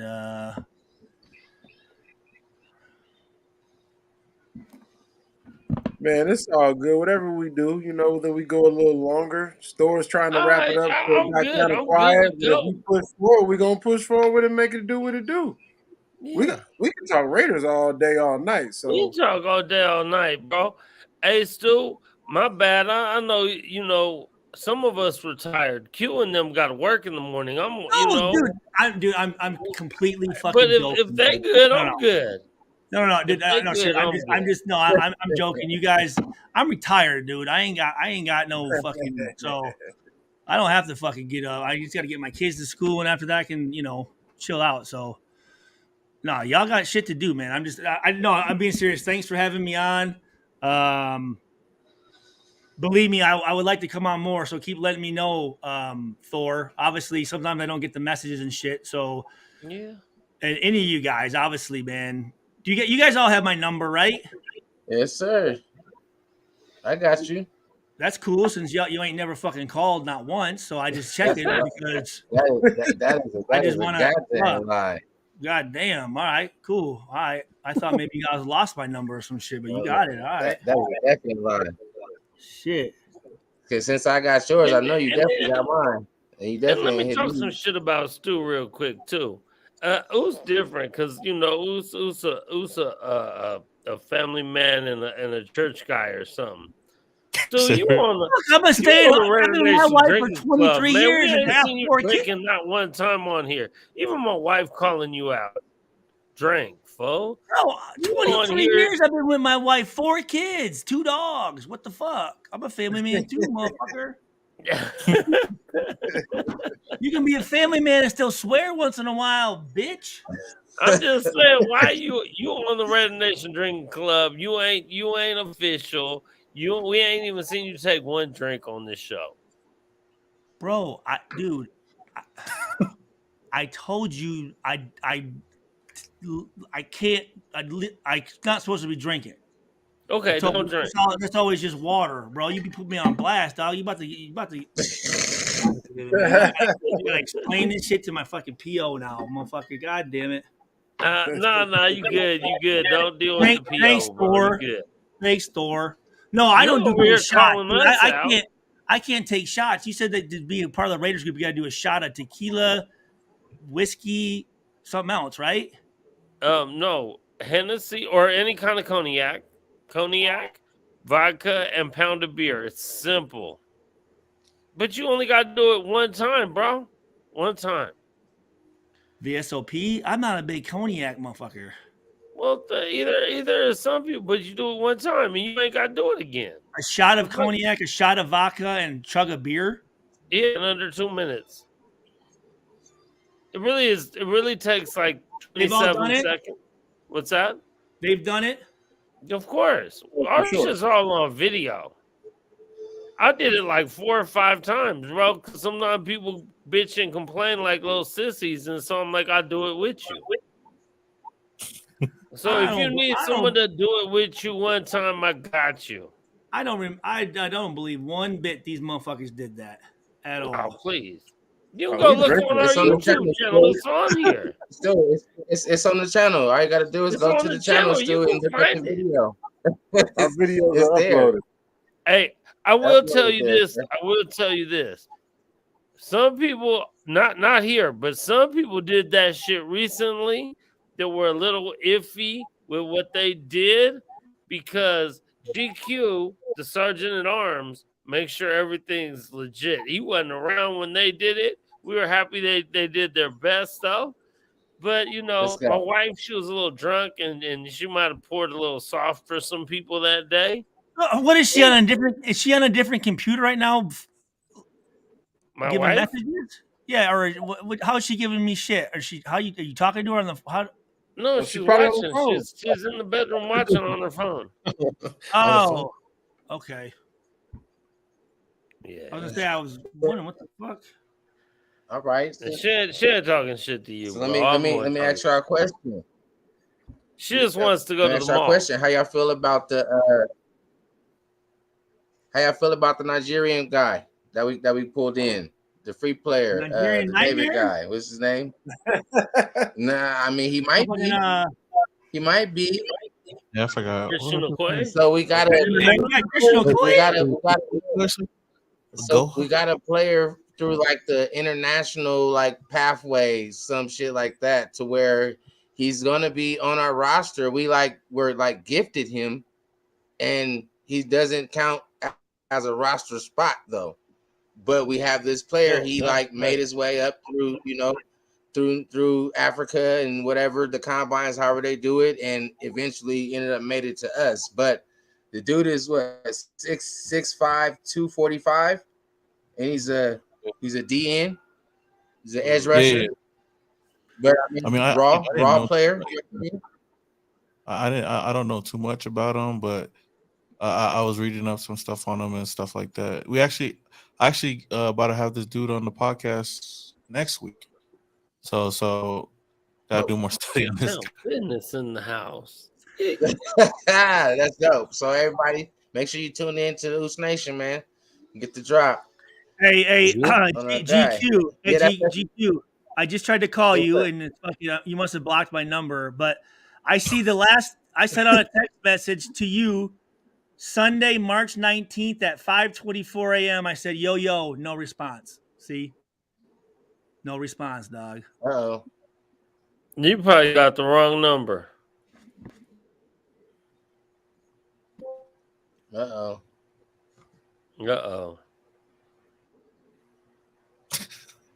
He trying to call right now. That's hella funny. About 2 weeks ago, one of the homies was supposed to come over for his barbecue. I texted him. I called him a couple times. Never nothing back. And I seen him at work a few days later. I'm like, bro, he's like, bro, you never hit. Looked the number, read it all down. The very last number was wrong. Not bad, bro.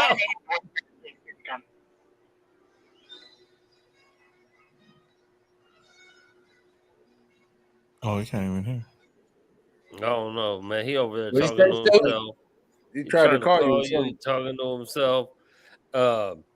Yeah, man. Hit that like, man, right on Gaffler. The Gaffler in the building, man. Take the shot. D Mena said means hit the like button. Tell your peoples. Get it out there, man. We've been having a good time tonight, and Samoan is in the building, just kicking it, and Stewie in the building, kicking it, man. Yeah, smash that like button, man. Yeah. Hey, one of these days we're gonna get both y'all on here together. We always either have Fitz, or now you're on here without Fitz, but typically Fitz will come on. So we got to get y'all both in here together. No, for sure. I texted him before I hopped on too. I was gonna come on, but then he said he was watching a movie with the kids or some shit like that. Right.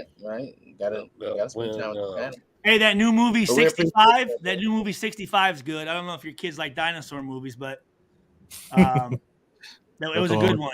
Adam Driver. My son What is loves dinosaurs. That's the one with Adam Driver or something like that. The guy who was Kylo Ren. Kylo Ren. Yeah. Shit's dope, dude. It's a good movie. For sure. So there you go. Yeah. There's a little. I don't know. I don't know if I could trust Stu on that one. I don't know, my brother. I might check it out just for you. Anyway, so yeah, Thursday. What you doing on Thursday, Stewie? You going to any games? You coming out here this year to any games? I'm going to Detroit. I'm hoping. Detroit, I know. I'm hoping to come out to Vegas at all. Yeah, no. I'm hoping to come out to some games. Yeah. Okay. Cool. I won't know. I won't know until like probably like the week of, really. But definitely, yeah. If I would like to go up to Detroit, if that's the case, because they'll come in on a Friday too, because 3 time zones you come in on Friday. So I wouldn't mind going and meeting up with some of the guys from the Raiders and shit at the hotel. See Robbo, see Bob Romanski, some of the other people, see Mark or whatever. Give me a reason. I have a brother and a sister both live in Detroit area too, so give me a chance to go up there, and then if people are coming, obviously, it's actually a really good place to watch a game, man. And dude, to be honest with you, I have this vision of the Raiders playing Detroit in the Super Bowl, dog. In the Super Bowl. I actually kind of like Detroit this year, bro. And I really do. Dude, they were the hottest team last year at the end. That motherfucker should have made the playoffs, dog. Yeah. And I really do feel like we're not that bad, so we got a shot. So I can see that. That coach has things rolling, bro. That coach was a tight end when I was with Detroit, so I played with him. So yeah, I think he's got his shit like blue collar. You talk about a blue collar town. Detroit is the definition of blue collar, man, and that's what he's about, is just getting tough ass, hard working motherfuckers that want to kick ass, dude. So. Obviously, I grew up a Detroit fan. That's the other team I consider myself an alumni of. So I'm happy to see those motherfuckers doing some shit. And if the fucking Raiders play them on Thanksgiving, dude, that would be fucking dope. That would be dope. Would be dope. It would be dope as fuck. We go up there and beat the fucking shit out of them too. Yeah, right. Yeah. Next. No, that part. But, hey, I'm gonna bring both jerseys though. At the end, I might. If the Lions win, man, I have to put on that 39. If the Raiders win, wear that 30. So don't be mad. No, I'm joking. I'm repping the Raiders. No, I'm repping the Raiders. Trust me on that. Fuck that shit. That's too funny. That's too funny, bro. All good, and hopefully you get out this way, so we can kick it during some games or whatever.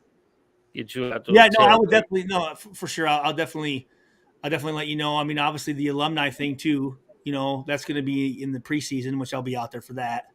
Okay. Yes, he's like a GQ. He ain't answering the phone. This motherfucker is. Nigga, hey, I just called you 4 times, Stu, and your number went to voicemail every time, man. It's not man. Dog. Hey guys, listen, man. I appreciate it. It was fun. Right on, brother. You guys ever need anything, man? For real. Hit me up. On, bro.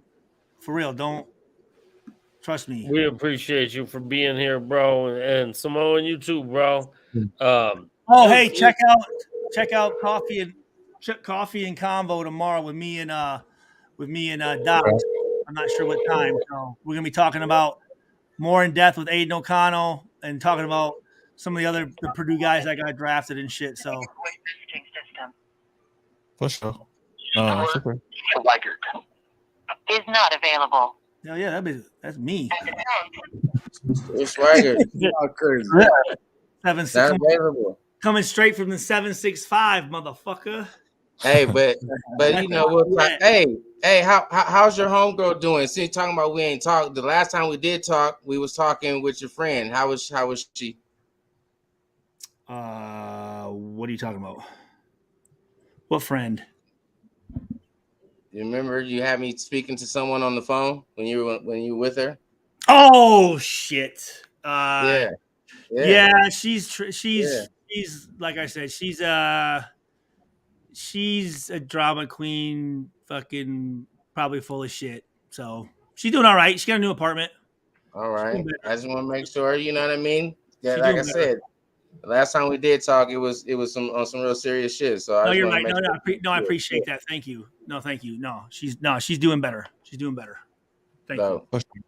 So, I appreciate you guys having me on though, but I just gotta bounce right now. Yes, sir. But We getting out of here, and we appreciate you. Right on, brother. Right on, bro, for sure. All you And guys, what's man. all right, bro? Take it easy. Have a good one. Good seeing you. Hey, take care of that little baby. Man. I will, man. Appreciate y'all, man. Nation, tap All in, right, man. Tap into Oos Nation, y'all. Hell Sir. yeah. Yeah, the Oos Nation is the people's, man. The people's. For sure. Cool. Oh, good. Stu, you all right now, bro? What? You all right? I'm just saying you was a little upset before. I felt like. What's that? You need a hug or something, bro? What's that? Oh, you seemed a little upset before. What'd you say?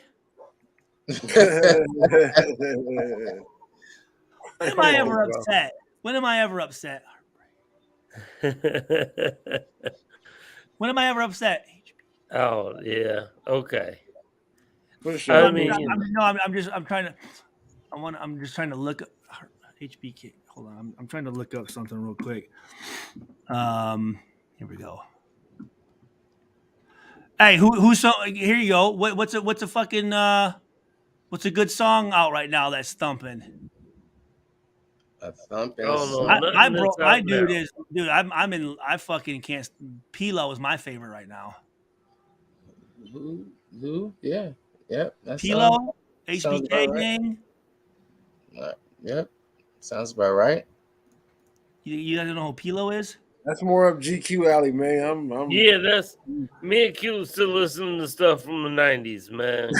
yeah, we just Yeah, like a dinosaur. yeah. Yeah, I'm kind of We biased. old. So you're a youngster. I'm kind of biased with my music though too. You know, tastefully. I'm a West Coast cat, so is that a West Coast artist? Is that somebody on the West I should know about? I'm typically listening to West Coast music. He's with the HBK gang. HB. I am too. Sage the Gemini. Fucking. I'm still okay. Them I is was West gonna say Coast. Gemini from Fairfield. Yeah, them West Coasters. Okay, so Pilo, I guess it's a West Coast cat. I should know. I do not know of this West Coast cat. Well, my wife's Filipino and he's Filipino and he looks exactly like my wife's cousin. I definitely don't know of any Filipino rappers. That would probably fit. Yep. Nope. But I need to. If he's hard, then he's hard. You know what I mean? Yeah, Hey, right. I'm Molly too. The minutes. Sure. Oh yeah. Well, then who are you listening to then? Currently in my rotation, I listen to a lot of hometown cats. I'm from San Diego, so I listen to San Diego cats. Marty McFly, POD man, POD man. They're San POD is Diego from boys. Diego. They are indeed. I still listen to a lot of Mac Dre and E40, man. I'm from Vallejo, so Okay. Mount Westmore. We definitely rock some Mount Westmore, E40. So it's for sure.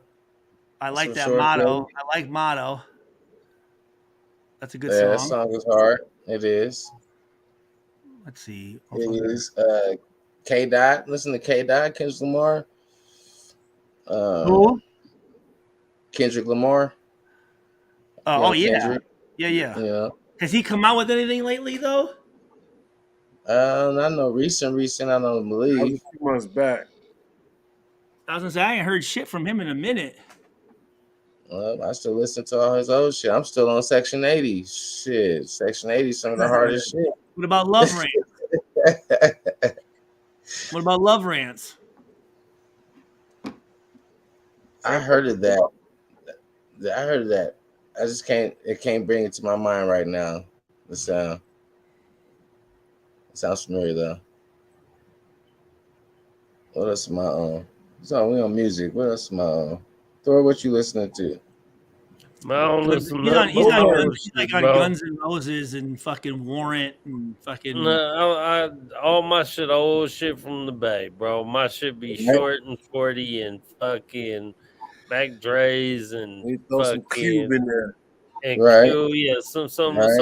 LA shit, some Cuban, Yeah, some I shit mean like that. that's all my typical shit. Yeah, Yeah. I'm there too with all that. But throw it in with some San Diego artists, but I'm still all with the short and the Mac Dre, the Yeah. Q40, all that. I'm throwing little hieroglyphics or some I other rock with the kind of hieroglyphics. Yeah, I mean, I get down with them. Even if you get all inside of the Bay Area, then like you get some more Sacramento artists listen to like the X-Rateds and the Brother Lynches and shit like that, and get down with some of them too over there. All that, you know. And Pac, man. Y'all been watching the Dear Mama? I have not watched any episodes of it yet. No. What's Bro, that? that's just pretty solid, bro. It's pretty good. I like it, bro. Is it What is serious? it? Dear Mama, yeah, it's a new. It's like a documentary kind of series, Series. No, I haven't saw that one. docu series. It's good. It got a lot of old footage, a lot of old like Pac and his family and Shock G before he died and a lot of When did that Shock shit. G die? What? When did Shock G die? Like in the About last a year, right? About a year ago, bro. Yeah. I didn't know That that. was one. That was a sad day, bro. Shock G used How to old go out was with he? the homegirl back in the day, man. Greg, How he was old was good. he? 55-ish. What did he die from? Partying too much. I don't know. I honestly don't know. I think yeah. Them motherfuckers party, bro. He just probably partied too much. I don't know, man. Man, once you get over 40, bro, you just never know how this shit Yeah. gonna go. Yeah. Yeah, motherfuckers. Yeah. I got classmates falling out all the time. I'm just trying not to be one of They them. Right? I lost So- 4 this past couple months. So they said they said they found him. They found him dead. Drug use. So that right there too, I'm not even gonna automatically just agree with that, because anytime it be stuff like that, sometimes shit just be suspicious too. It's always something like, okay, well the nigga He was down in Tampa. on fentanyl. That fentanyl's killing a bunch of motherfuckers. Yeah. Oh boy, that shit ain't no joke. The man threw. Hmm. Oh Crazy, shit. crazy. Cash Lord, I see you. What's happening? Oh yeah, Cash Lord in the Fucking building, hell. man. We Yeah, just what coming up, to the Mo? end of a night over here, fam. Man, appreciate you tapping in toward the end here. We just been talking about the draft. Now we just kind of bullshitting, man. Just having a good old time, man. Just hanging waiting out for with the this- Raider Nation family. Yeah, waiting for this season to start. Waiting for this season to start, bro. Let's go. I'm excited. I'm excited. I think they're gonna put that shit together though, dog. I think we are, bro. I'm saying we're a contender this year. I'm not even saying playoffs. I'm saying we a contender this year. Fuck the bullshit, bro. I think they put this shit together. You know, I'm interested to see still the remaining free agency period. Like they said, we still go through even the preseason, right? And final cuts, final roster moves. You know what I mean? Still might be able to snag a. Because like somebody was saying earlier, even the Denzel Perryman pickup a couple years ago, it was just like a pickup, but that was my guy once he got here and started playing, man. He was solid for a couple years, hard, strong. Hey, you're right. During those last cuts, some teams they don't want to get rid of a guy, but they just don't have. It's just numbers game. You know what I'm saying? Right. And you can pick up some fucking bet. I remember Isaiah Ekajuba when we played the Arizona Cardinals last preseason game. They cut him and we picked him up, and he became a fucking starter. You know, hell of a special teams guy for many fucking years. Yeah. Facts. Very good player off of waiver wires. You know what I'm saying? Right. Gerard Cooper, we got off of waiver wires and shit. You just Right, never know Cooper, what could number happen. 40. Yeah. Yeah, man. So like you can pick up some dudes just because you get cut from one team don't mean that you don't fit somewhere on another team, and you can pick up Right. some fucking dogs. Facts. So we still got to see it all come together. You know what I mean? It's still not done yet. You know, the work is not. I just said that to say the work is not done yet, right? So even still, while we're evaluating what we have and how things are going to fit currently, the work is still not done. So, you know, Well, too, I think Thor brought up a good point. He said I think we're 4 players away, and I was thinking about that, and I think you're right. But here's the deal: when you think of 4 players away, you think of 4 players that we need to bring in. We might have 4 players that No, this year yeah. that like you know what I'm saying that we're Yeah. Right. just kind of dudes, and all of a sudden now them motherfuckers. I mean, look at what Namdi did in fucking from one year to another, right? Right. Like it can Right. change fucking quick. We're all of a sudden Yeah, a I motherfucking know. Pro Bowl style They player. might be there right now. That's what I'm saying. They Yeah. might be there right now. And honestly, I know maybe not for Chandler Jones, but still the system, learning. Last year we didn't have a draft pick till the 3rd round, right? So Yeah. now you got a bunch of players coming in. You got a bunch of, like you said, you like the way that McDaniels and them, they know what they want and they're going, like, at least they have a Right? Don't you plan you guys can feel? see. Don't you guys feel like there's a certain? I mean, they ain't just going off of what everyone. That's what I like is they're not just going off of who people think they should get. Right. Da da da. They're grabbing the guys, and I gotta believe that there's a reason why they're doing that. Right. It's not just some random ass Yeah. shit, right? Like they're Yeah. getting the guys that's gonna be best for what they want to fucking do. as I said, Right. No, I appreciate that. every free agent that I they said brought that in with a was few no of our older than picks, though. 27. What was that? Sorry. You say? What you say, Thor? What you say, GQ? Oh What no, you say? it was you, GQ. I cut you off. My bad. Go ahead. Oh no, I was just saying every free agent player that they brought in, I think aside from one, was 27 years old or younger. Yeah. Oh yeah, that's right. All of them, every last one of them, all the free agents that they brought in were all 27 years or younger, except for one. Mhm. You know, except for one. Yeah, I think Duke Shelley was like around is like 30, right? Duke Shelley is like 30.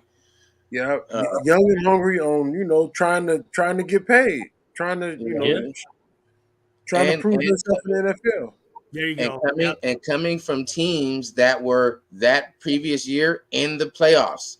And that was a major thing that I saw too, is they were all players. They weren't players that came off of teams that weren't in the playoffs. These are players that were coming off of teams that were competing.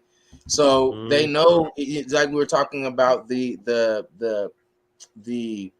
mindset of the team, right? So you're bringing in guys who have a certain mindset because they've been on teams that were used to winning. They've been on teams that knows what it takes to get to where they need to go, and you're mixing them in with the guys that we had that have been losing, but maybe still got something to play for. So, right, you mixing with these guys, right, with this mentality. See, and I think that's the thing too. Is I would love our guys to come in, and then when they leave here, they sign them big ass deals, right? I don't want Right, to dudes that already signed that one, like, and then they're just kind of floating through, seeing how many years they already got their Right, money. already got paid. Now they eating steak. Yeah, I want these cats who are like right there, like they're like, I ain't hit that big boy check yet. Like I still need to put some work in, bro. right, And then shit, let's bring them in, have their fucking great year, send them on, and get those guys at low cost, bring them yeah, in, and fucking have them go. Boom, boom. I mean, obviously there's gonna be some guys you want to re-sign, but Right, again, like right. I remember sometimes like dudes that came in after they made that big, they would come in and they were fucking garbage, dude, because they already got their money. Now they're just like, shit, I I got can paid. live. Yeah. And I Yeah, either coming from a Super Bowl year or a Pro Bowl year, dude, they can float through 2 or 3 extra seasons and not do shit. right. Like, I don't want them. That's what I was scared no, about Chandler Jones. Like, yo, we might have got fucking okey doked on this motherfucker, but he Because picked it up towards the end. But he made it. He got better towards the end. I didn't really like the Chandler Jones because he was over 30 and we got like 17 million a year. And he came in that first half. I don't know if it was he needed a D tackle like GQ said, or if he was just bro, lazy like like Stewie said, you know. But Dude, I mean, I remember watching like literally, I'm going like, what the fuck? I never seen shit like that before. Like just not even like not like I was like, yo, what the? Because I'm again, I'm going off of guys I played with. Like I'm remembering like Derek Burgess and Tommy Kelly and Warren Sapp and some of these dudes and seeing how they fucking came off the ball and like, and I'm looking at this dude going, what the fuck, dog? You know what I'm saying? I'm like, Yeah, it was brutal. this Yes, dude's we did. supposed to be a dog. You know what I'm Right. saying? Like this guy's supposed to be a difference maker. And I'm going, oh man. And then I was thinking, like, well, maybe they brought him in because they want him to like teach and stuff. But I'm like, for the amount of money they pay, that ain't just like a backup No, teaching that ain't position. just That's a teaching. fucking dude that's supposed to come in and lead the league in sacks type of shit. Right. Dude, but see, the thing is that when we're looking at him coming from Arizona, right, was where we got him from. Look at the fucking D line that he was playing with in Arizona. It wasn't like he had a shitty ass D line, and then it was him making all the plays, beasting everything out because he was just a baller. But he had that one game. He had that one huge fucking game, dude. Right, where he got most of them. Yeah. Yeah, I mean, and then ended up the season with 10. Yep. Right. Yeah, 5 or 6 in one game though. Yep. No, he won't play. Yeah. So like, I'm saying you gotta have somebody around him, even for him to be as productive as we want him to be. He needs to have somebody next to him that's going to be able to take up space and be able to draw attention in the middle, right? Because even though I do agree with what you're saying, I did also see him in games where he was just a foot off from making a play, and that was because of having to do whatever extra. If he had just that little more space, and that's where I come in with the Tyree thing, is because for whatever reason, when we got Tyree on the team, he was able to get that extra foot more often, you know, because of the pressure that Tyree was applying. Or the who is Tillery? I don't know if I know Tillery. Who is Tillery? Where did he come in from? The was he a Patriot? Chargers? He was a Chargers. Chargers. Tackle, I'm assuming. A D tackle, I'm assuming. D tackle, yeah. Yep. And like I'm saying, like it could just be coincidence, like you said. It could be his shape at that time of the year. Yep. But I'm saying it literally corresponds when we traded for Tillery, because it was at that time of the year. We ended up getting Tillery on the roster. Then all of a sudden, Jones starts sparking. You know what I mean? And is Tillery still with us? Or we did resign him. We did resign him. And he was a good player for us. I believe so. For the time being, he was decent. Not that he was a superstar standout.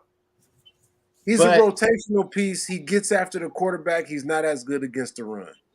Yeah, correct. I don't give a fuck, but can he take up 2 offensive linemen and free up our linebackers? I don't give a, you know what I'm saying? Just because a D tackle could have 0 stats and have the best game in the fucking world, right? If he's freeing up our linebackers and shit and freeing up our DN and taking up the center guard, or they have to, you know, two, 3 blockers and freeing up other motherfuckers. That's what I want. You know what I'm saying? So GQ thinks that he's freeing up Chandler. Yes, since he got the.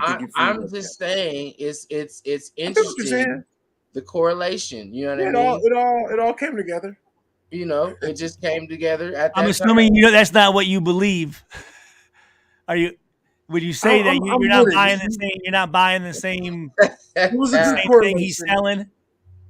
Tillery likes to get after the quarterback. GQ got a point. He definitely has a really good point. Tillery gets after the quarterback. He's not as good against the run, so he's a situational third down sub package guy. Definitely. Yeah. And also with the D tackles, man, you know that Ziegler and McDaniels drafted Neil Farrell Jr. and Butler last year, so hopefully they progress and take another step forward. Yeah, and their second year of progression. Right. You know, I didn't like those picks. I thought I thought the guy from Tennessee was way out of shape. Right? Wasn't one of them from Tennessee? Dick Farrell was from Tennessee. I thought I said, man, this dude, he looked terrible at the combine, out of shape.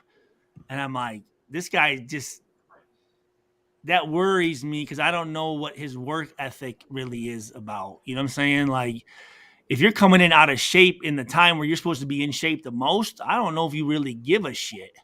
Right. You know what I'm Yeah, saying? Did Told those you. guys do anything this year? It wasn't Neil Farrell, it was the other guy. Neil Farrell was from LSU. Because the guy from Tennessee was a 4th round pick, wasn't he? Where's Butler? It was Butler from Tennessee? Butler. Yeah. What Well, they is drafted it?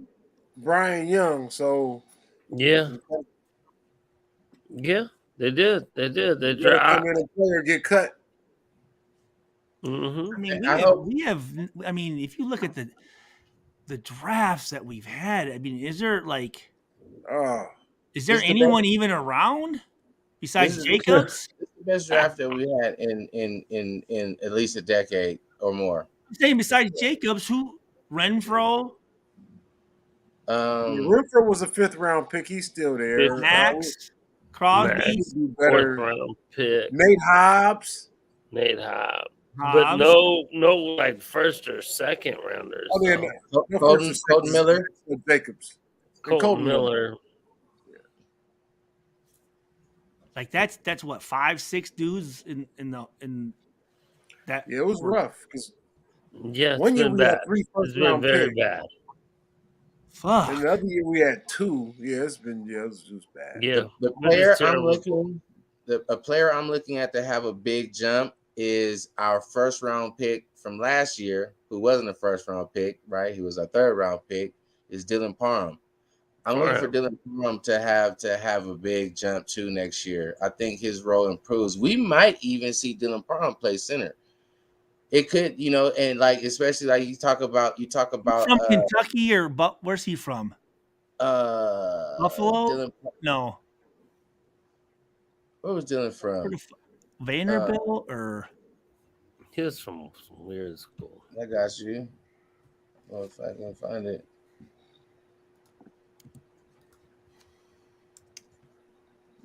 Yeah, he came in and played good last year too. he did? Yeah, he That's got good. some starts towards the second half of the season. At guard or At guard, yes. Andre James started at center all year. He went to Memphis. okay, I knew it was a Blues, some school kind of over there. Yeah, Memphis. that's right, Memphis. Okay. Yeah, so I mean, we talk about these UDFA guys, right? So if McClendon and this is just hypothetically wishful thinking, McClendon Curtis, what we've seen or what I've seen on tape, it translate. He's able to learn and get into the offense and become the dog that he looks like he is on tape, right? And he gets into one of the guard spots. So then you have that luxury of moving Parham, who's also a center, to center, because what was a little downfall is not that Andre James is not a good center, it's just that he's tiny and he gets bullied. He just gets dogged out. You know what I mean? And that's just, that's nothing. I thought he was fucking pretty good. I thought. No, he's definitely decent, but when it comes to just those meteor D lines and just when it comes to the straight power game, he's just not a sizable guy. Yeah, he's too little. And that's just not that it's an immediate problem, but something that can be an upgrade. You feel me? It's just a position that can be upgraded. With Parham, he's a way more physical, stronger guy. He's also good at the position. So if you can move him there, have the McClendon young cat there, and then you have a couple different options at right guard, you know what I mean, as well as right tackle, flipping and flopping with how many guys that got competing over there, right? So Illuminor says he's going to be the best tackle in the game with Colton Miller, but you still got young Thayer Munford. You got Brandon Parker, who's coming back, who he only didn't get the starting spot because he got injured, right? So he was projected to be the starter, and he got injured. So, and then you got the Dalton cat, you feel me? And see his development at the tackle position. So, I just pulled up the roster here real quick just to look. I like DeAndre Abdullah. I like Abdullah. I thought he was a good addition. I thought he's a good special teams dude, a change up, a pacemaker, a guy that can catch the ball in the backfield. Is he still with us? He's on the roster still. Is he still with us? Yeah, Abdullah's still on the team. He's still on the team, yeah. They really like him as a third down back. He's a third down back. Yeah, he can catch the ball in the backfield. He's him. We'll see. We'll see if he even makes the team this year, though. Right. Yeah, he's. I thought Andre played good for a first year. I mean, he obviously, I think, got to get better. You know, second year starting, been in the league a few years, never really played. So here's the thing, too, guys. Like Divine Diablo, dude, he's basically is a fucking safety that they moved down to middle linebacker. Yeah. Dude's only like 220 pounds. Like, bro, that's not fucking easy to fucking move down in there and be taken. Like, middle linebacker is a spot where middle linebacker is a spot that you like. That's like what you played your whole fucking career, dude. Like, you're a middle linebacker, bro. Like, you know that you can't just slide somebody in to play middle fucking linebacker. Like, you telling me we can't get a real linebacker? We got to take a safety from Virginia Tech and move him to middle linebacker? Like, dude, that, and nothing against him. That's just a fucking dude. That's crazy, bro. Jump. Yeah. So his first couple years, that's the role that play. Because I think he was supposed to be getting bigger and learning the position. So he just really started playing last year. Because it has him ranked right now on the roster at fucking 226. That's crazy. Now that's crazy, bro. Like, he looks bigger than that. And 6'3", 226. It's not like 5'10", 226. Like a fucking blocky, solid motherfucker. He's a lanky. He should be a fucking free safety, dead ass. So like, that's crazy. I know he was still that light in the ass. Yeah, I think they have Spillane. I think they'll have Spillane starting that middle linebacker though. Oh, I definitely see that. I like him. Yeah. Who is it? You said Spillane? Spillane from Pittsburgh. I think they'll have him starting at middle. He'll Spillane, he's a Western Michigan boy. Okay. 41, 6'1", 229 linebacker. Is he from Michigan? Let me see what his motherfucker's born. Hold up. Y'all be battling over there in that Midwest, huh, Stu? Hey, bro, he's from Illinois. Hey, man, I got to rep my Michigan boy, my Midwest boys. Yeah, I see y'all be battling over there in the Midwest. Hell yeah, especially a white boy. Shit, that's not easy. Coming from a fucking small school and still playing. So the story with him is, I guess the controversy in the story is, did he take Miles Jack's position from just talent wise, just took over the position, or was it just due to injury that he ended up garnering the spot? But either way, when you look at his production, he was still productive, at the spot. So I think it was a great get for us in terms of having that middle linebacker, some young legs. You feel me? Some youth back there. Let me see. I just remember him stonewalling Derrick Henry at the line at the goal line. Yeah. Oh, for real? He stood his ass up? Stood him up. Yeah. Luke Masterson has a long way to go. That fucker, they threw that motherfucker in the fire last year. Yeah. They did. Oh, bro. Fucking undrafted free agent, fucking rookie out of Wake Forest being the starting fucking Mike or whatever he played. Oh, my God. Damn. We ain't got, dude, spill it. Malga? Kana Malga, a one-year player out of USC. Linebacker. Diablo. Darian Butler. Bernie. I don't know. That's what they were saying. We needed That's linebacker help. why we need. God damn. The The problem is we needed so much help, right? You just got to pick and choose where you was going. Yeah, right. Bro, listen, 3 years, rookie, 2 years, 3 years, 2 years, 1 year. Fucking dude, Spillane's got he's the veteran of the group. And linebacker group, he's the goddamn veteran at 5 years. Other than that, no one has more than fucking 2. Wow. Yeah, that's kind of that's a tough crazy one. right there. Boy, oh boy. Let me see the safety. More fucking Moray. Fucking. I'd like to see Palomao do something, man. Yeah. Yeah, I'd like to see him do something myself. Right? We only went 1, 2, 3. Shit, I think that cat, dude, that cat from fucking Georgia, bro. I think that motherfucker can come in and I think he can fucking play, bro. That's what I was saying. Yeah, I don't depend on what Duke I was- Scully does, but yeah, I definitely, yeah. I was watching his won highlight. national titles. I was watching his highlight, dude. That dude, he looked good to me. And we got him in the 6th. In the 5th round. Chris has a real. GQ, I think you're breaking up a little bit on my GQ, end. you stuck? Yeah, he was Chris Smith.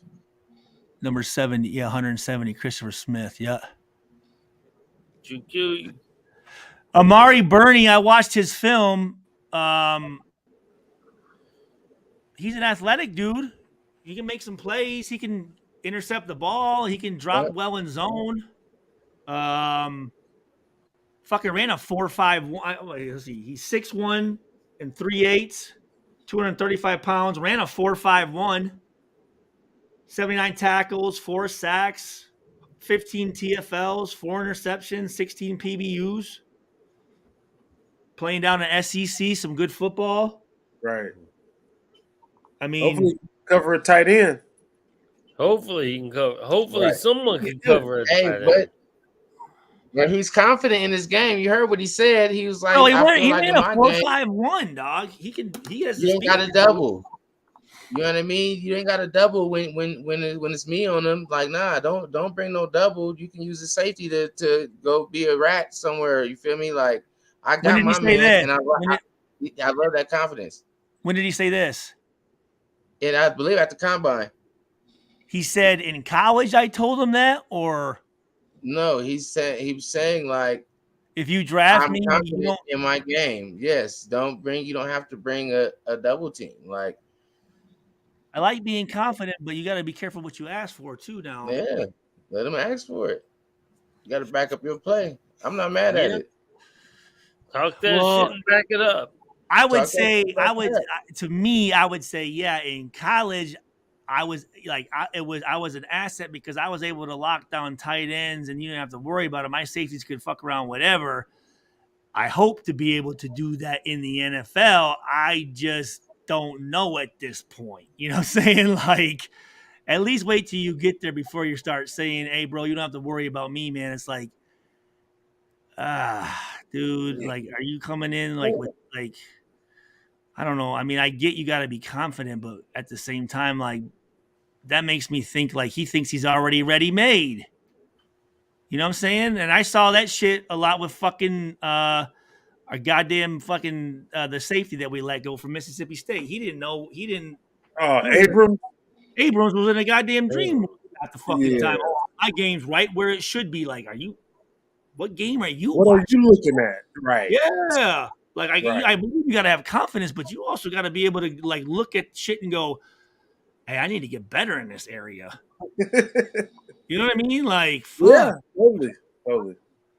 So, again, it's almost, it's like, dude, you, the NFL, bro, like, I get the SEC's good football, but, dude, in the NFL, dog, you're talking about guarding Travis Kelce. Yeah. Yeah, right. Bros that make that 2-3 dudes can't fucking cover. Like, hey, At man, the I bet same you time. the God do it. Because here's the deal: when you say that shit, motherfuckers go, all right, like the safety, like, you got him.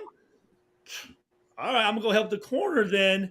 Like, and then you just get like, it's like, dude, like, hey, I'm here if you need, like, use me. You know what I'm saying? Like, Right.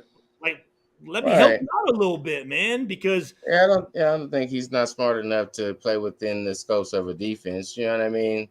Young people, young player, just showing his confidence. I don't think he'll literally, hey, well, the defense is designed to, don't worry about it, guys. You know what I mean? Y'all go over it'd there. be I'm gonna great eventually. Like I said, it could be great to have him fucking be able to do that. You know what I'm saying? Like, shit. Hell yeah. I just don't. I mean, them fucking tight ends, dog. Kittle and fucking Couchy and motherfucking Kelsey. fucking God knows whoever fucking whatever. I don't even know half these motherfuckers, but they're all fucking. They look like goddamn fucking studs at 6'7", fucking 255. I mean, even Waller, Garden and Waller, run. Right. yeah, can run, can block, can jump, can catch. Yeah. Motherfucking, I mean, that tight end position is such a crucial fucking position, man. Like, it's one of my favorite. I don't know, like, because I battle tight end so much, but that's one of probably my favorite position in football. Like, if you got a beast tight end, dude, it opens up everything. Everything. And in that red zone, bro, that tight end is fucking crucial. And that tight end should be the quarterback's best friend, bro. If he's got a tight end he can count on, dude, just to fucking clog some shit up and open up other motherfuckers. You know what I'm saying? Yeah. Like, dude, that's a motherfucker. When you got to deal with a tight end that can also fucking run and catch and shit, like, god damn. Because usually the tight end's back. There was somewhere when you knew he came in, he's just in the run block, and now you got a dude who can run block and run vertical down the field, running a 4.5 at 6'5", 255. Whew, that shit is tough, bro.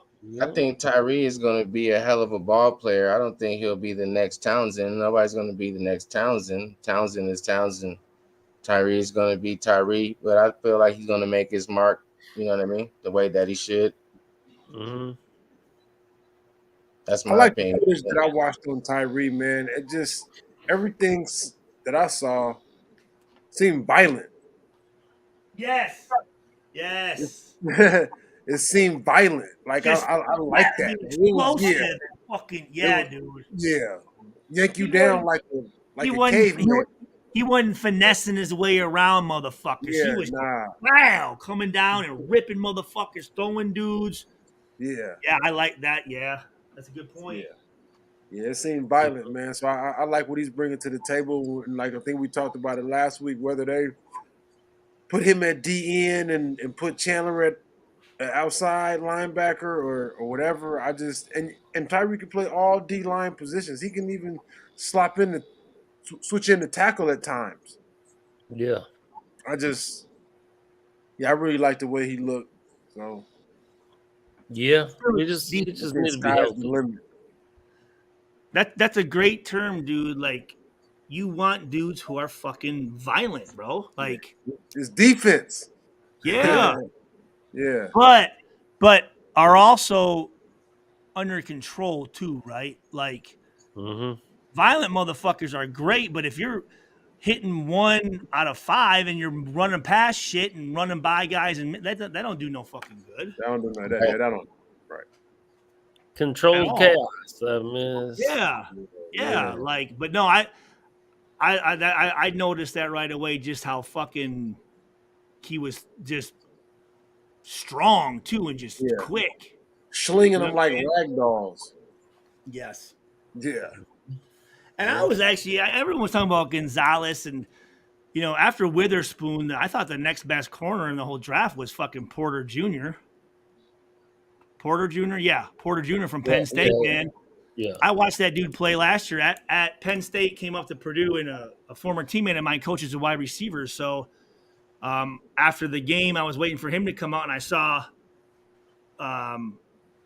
Porter Sr. and his wife over there. I just went up. I said, hey, man, it's Porter, right? Why am I thinking that's wrong? It's Porter, right? That's it. Joey Porter. Joey Porter. Yeah, Joey Porter Sr., right? And I said, hey, Joey, hey, man, I just, I went to Purdue. I said, former teammate of mine played with you in Miami, dude, man, respect, man. I played in the league a little while. I just wanted to come up and say I really liked watching your son play, and I wish you guys the best. But that motherfucker he shut down the whole fucking field, bro. And like, physical, tough. I would much rather. I mean, obviously we didn't get him, but I mean, I thought he was a better player than Gonzalez. I did, anyways. But it was great to see Witherspoon from fucking Illinois, and then again, I talked about Sidney Brown from Illinois, the safety, who actually got drafted in my exact spot at 66 or 67. And I'm like, dude, that motherfucker, dude, the dude had 6 interceptions last year, bro. And he can fucking hit, man. He was another guy I was hoping that maybe we might be able to scoop up and pick up. But I thought the weakest position in the entire draft, when I watched the combine at least, was the fucking linebackers. Linebacker, yeah. I wasn't really impressed with any of those motherfuckers. I mean, you had DNs outrunning them linebackers, man. Yeah. Yeah, that's why I think we didn't go linebacker, right? Because I mean, what the fuck? Like, I don't know. A strong linebacker draft. Them dudes looked kind of. I was like, what the fuck, man? So that's why to your point, I like we keep talking about him, but we like the value of getting Jacorian when we got him and getting Chris Smith when we got him, because talking about if they can translate their game, right, Jacorian with his speed, being able to play outside and stick with top guys running up the field, staying with him. He's a good cover corner. And you talk about Chris Smith at the safety position, right? If he can, translate his game and be able to come in and contribute, those are 2 positions that would definitely help us out in shoring up the defense, right? At that corner spot and at that safety spot. If 2 of them can definitely come in, like in terms of where the type of player that they are and the value of where we got them at in the draft. You guys remember a player named Eric Coleman? Played for the Jets, safety. Eric Coleman. From Washington State. Anyways, he came out in my draft. Dude was a 6th-round draft pick. And fucking I think he was the defensive rookie of the year for the Jets and played a long fucking time. And he reminds me a lot of him, but he was a 6th-rounder that came in and fucking said, I don't give a fuck what round I was picked, motherfucker. I'm going to come out and fucking play, dude. So I know that this guy has that ability. And if anything, maybe it puts a little fucking, just like fucking Jacobs, puts a little fire under Moreg's ass and gets his fucking ass going. Motherfucking Jim Thorpe Award winner, all this shit. He ain't done a fucking thing, bro. Nothing. So at the very least, maybe him being there just either one or two. It's great for us. Either Moreg steps his game up and becomes the player we think, or he's out of here and this motherfucker becomes the guy. It's a win-win for us. I don't care who the fuck's playing out there. Remember, we also signed Jaquan Johnson from the Bills too in free agency. Yeah, he's over there too. So, and I like competition, man. Competition lets everybody know that your position is not secure, and you got to come out here and earn it. Fucking every day. I mean, it's a stressful motherfucker, but if you have to prove yourself every day, you're always going to give your best. When you start getting complacent, that's when shit goes the wrong way. That's when shit goes sideways, right? Yeah. So this guy's a little dude, 5'10", 191. Jaquan Johnson? Yeah. Mm-hmm. Is he any good? GQ? He contributed. Let's see. Summary. I would say he's a decent player. Let's see. Hold on. So I don't know a lot on the Bills. 1 tackle, 3 to. Okay. What was he doing? Was that in the playoffs? That 1 tackle in the playoffs? Let's see. Sound like a special teamer. So 20. So he's started 4 games in 4 years. He's got in 4 years 34 tackles, 24 assists, combined solo. Special team guy. 2 interceptions. So I mean, fucking Shit, let him come in and be the fucking guy on special teams. Fuck it, let him own How that. old is he? How old is he? So he's 20. So he came out and he's 27, I think it says. 27. So he's still Well, young really, yeah, guy. he ain't got a lot of wear and tear. Right. He could be a role player, you know. Fuck, he's 27. It says 4 years out of Miami. But shit, All right. have him run down on kickoff. Have him be a gunner on punt. Have him Right. be a blocker on fucking kick return. You know, It's coming from shit. the Bills defense, right? A good defense, right? So he got We it. need He's those coming with guys. some That's the knowledge. thing is we need those role Mhm. players. Yeah, Like, we hey, need a lot. listen, bro.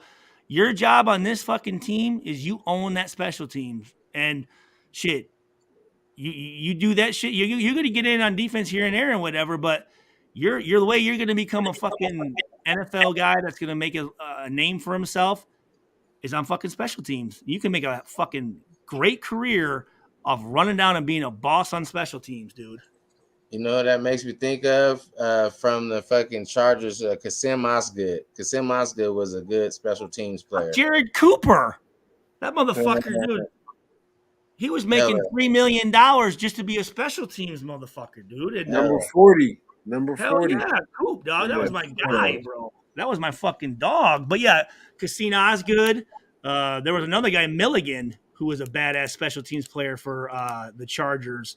Izzo for the Patriots. He was just known as a special teams guy. You know, there were quite a few guys that was it. They go to Pro Bowls and shit off special teams. Mhm. And I'd like to see us get some special teams dogs, guys that Well, fucking. yeah, because we've been horrible at special teams for years. That swings us back into the Trey Tucker conversation, right? Trey Coming back Tucker, full circle again, right? So that's where I feel like that's where he makes his mark, right? Kick return, punt returns, more importantly, things like that. You feel me? I do think he gets on the field for screens and little fly sweeps, gadget plays. I think he gets on the field for those plays as well. But special teams, I think, is where he's going to do a lot of damage for us, right? Yeah. Somebody that has a nose for getting to the open spaces. One, two. I'd like to see some. I'd like to see some contributors on offense and defense, some starters that poke their head in on some special teams and make some plays. You know what I'm saying? And go out there and fucking know that, dude, this play right here, dude, is serious. This ain't a taking this play off type of shit. You know what I'm saying? Right. Like, motherfucking, you see guys, you know, a Pro Bowl fucking corner running down and making an tackle on kickoff, dude. That fucking, them young boys see that shit. They're like, fuck. Right. You know what I'm saying? Right. That's like a fucking, dude, that like sets precedence, man. Like, damn, like that's a bad motherfucker. But if you have dudes like, nah, man, I ain't, you know, whatever, that gives a bad, like, oh, when you make it, special teams ain't something that you should do. Like, dude, every time you're on the field, that's fucking, every play you make is money in your fucking pocket, dog. I'm trying to be on every special team. Every play. I want to be able to make every goddamn play. I'm trying to be on punt team, punt return, kickoff, kick return. And I'm trying to get it on all that. Yep, all of it. Coach got to sit you down. Nah, man, get over. What? Get somebody else in there. Get somebody. Nah, I'm good, motherfucker. You ain't taking my fucking money, bro. Like, no, I'm out here. And here's the deal. That's how you re-up is how many plays you make. You can't make no plays on the fucking bench. You know what I'm saying? Unless you're fucking, you know, fucking go old school like Darrell Revis and shit, where they're just paying you to fucking lock down some shit. Like, unless you're one of them dudes with Deion Sanders and shit, for the rest of you, you better go out there and fucking make every goddamn play you fucking can, dude. Show your worth. Man, I'm hoping that we get that in. That's what I'm saying. I hope we get that in Bennett. It was Bennett that didn't allow a touchdown in the last 2 years, right? Yeah, that's him. Yeah. Yeah. I hope he can bring that. You know what I mean? That's what I'm saying. I hope he can bring that to the Raiders. You know what I mean? That lockdown shit. You feel me? That same shit that you had. I mean, bring that same lockdown shit. You feel me? We need that. We need that desperately, right? And it's kind of impressive to even think about, because, you know, he wasn't even the number one corner on the team, right? So they was throwing at him because they didn't want to throw at the other motherfucker on the other side. You know, and I just really want these guys coming in to show these guys that are already there how you win championships, how you prepare, how you watch film, how you study, how you practice. You know, like we never had we hadn't had dudes on the team that could step up and show that because a lot of them. So it's like, where do you get your leadership from? How do you learn to win from people that have never won shit? Right? Like, Yeah. what the fuck? So at least I'm hoping that these guys can come in and go, no, listen, we're not. That's not what we do. Like, this is what we used to. Yeah, what we used to do is never got us out of the first round of the fucking playoffs. So we ain't doing that shit no more, motherfucker. This is what you're supposed to be doing. Mm-hmm. You know what I mean? That's why I was fortunate when I got drafted. I got drafted in with, dudes like Warren Sapp and Charles Woodson and fucking Ted Washington and fucking Tyrone Wheatley and Jerry Rice and motherfucking Derek Gibson and Napoleon Harris and fucking these Bobby Hamilton and these dudes. And I'm like, I watching them, how they prepare and how they fucking conducted themselves. And I was like, oh shit. Like, that's where you learn your shit. But I can only imagine if I got to a team where there wasn't no leaders and I'm sitting here like trying to figure out like, how do I watch, like, what am I supposed to be doing? Like, how do I, like, I need to know how an NFL player conducts. Like, I know what I used to do, but Ray Buchanan, guys like that teach you how to fucking be a fucking professional on and off the field. And I don't think we had that. And hopefully these guys coming in are going to bring these guys in and fucking, you know what I'm saying? Like, teach them how to fuck. But these guys some of these dudes may not even listen. And if you're not listening, then you're gotta go, bro. You gotta go. That's the thing that I think the coaches really need to pay attention to. Hey, coach, man, dude ain't buying in, dog. You need team players and intelligent players more than, I mean, because everyone who's got drafted and whatever is coming up is fast and strong and whatever. But you need it here and here. Like, you need to know what you're doing. You need the intelligence to know, and the humbleness. I don't know what the word is for that, but the humility to be able to say, I don't know everything, but these dudes been there and they can help me to get there. And if you can buy into that with them, then you can create a true winning team attitude. So I just feel like we definitely need that from these dudes coming from winning organizations that have been there and just can. And to be honest with you, fucking why am I forgetting the head? McDaniels, right, Josh? I guarantee he should have his guys and just, hey, check it in. Hey guys, who's a problem? Who's buying in? Who's fucking who's going against the grain? Coach, man, this dude I don't trust him out there, bro. I don't want to play with this guy. He don't know his shit. He's doing his own shit out there. He's gonna fuck everything up. All right, fucking, we'll get rid of him then. You know what I'm saying? Like, that ain't like, oh man, you for real? You go talk to? Yeah, I'm gonna go fucking talk because I'm not gonna let your shit fuck up my shit out there. You don't know what the fuck you're doing.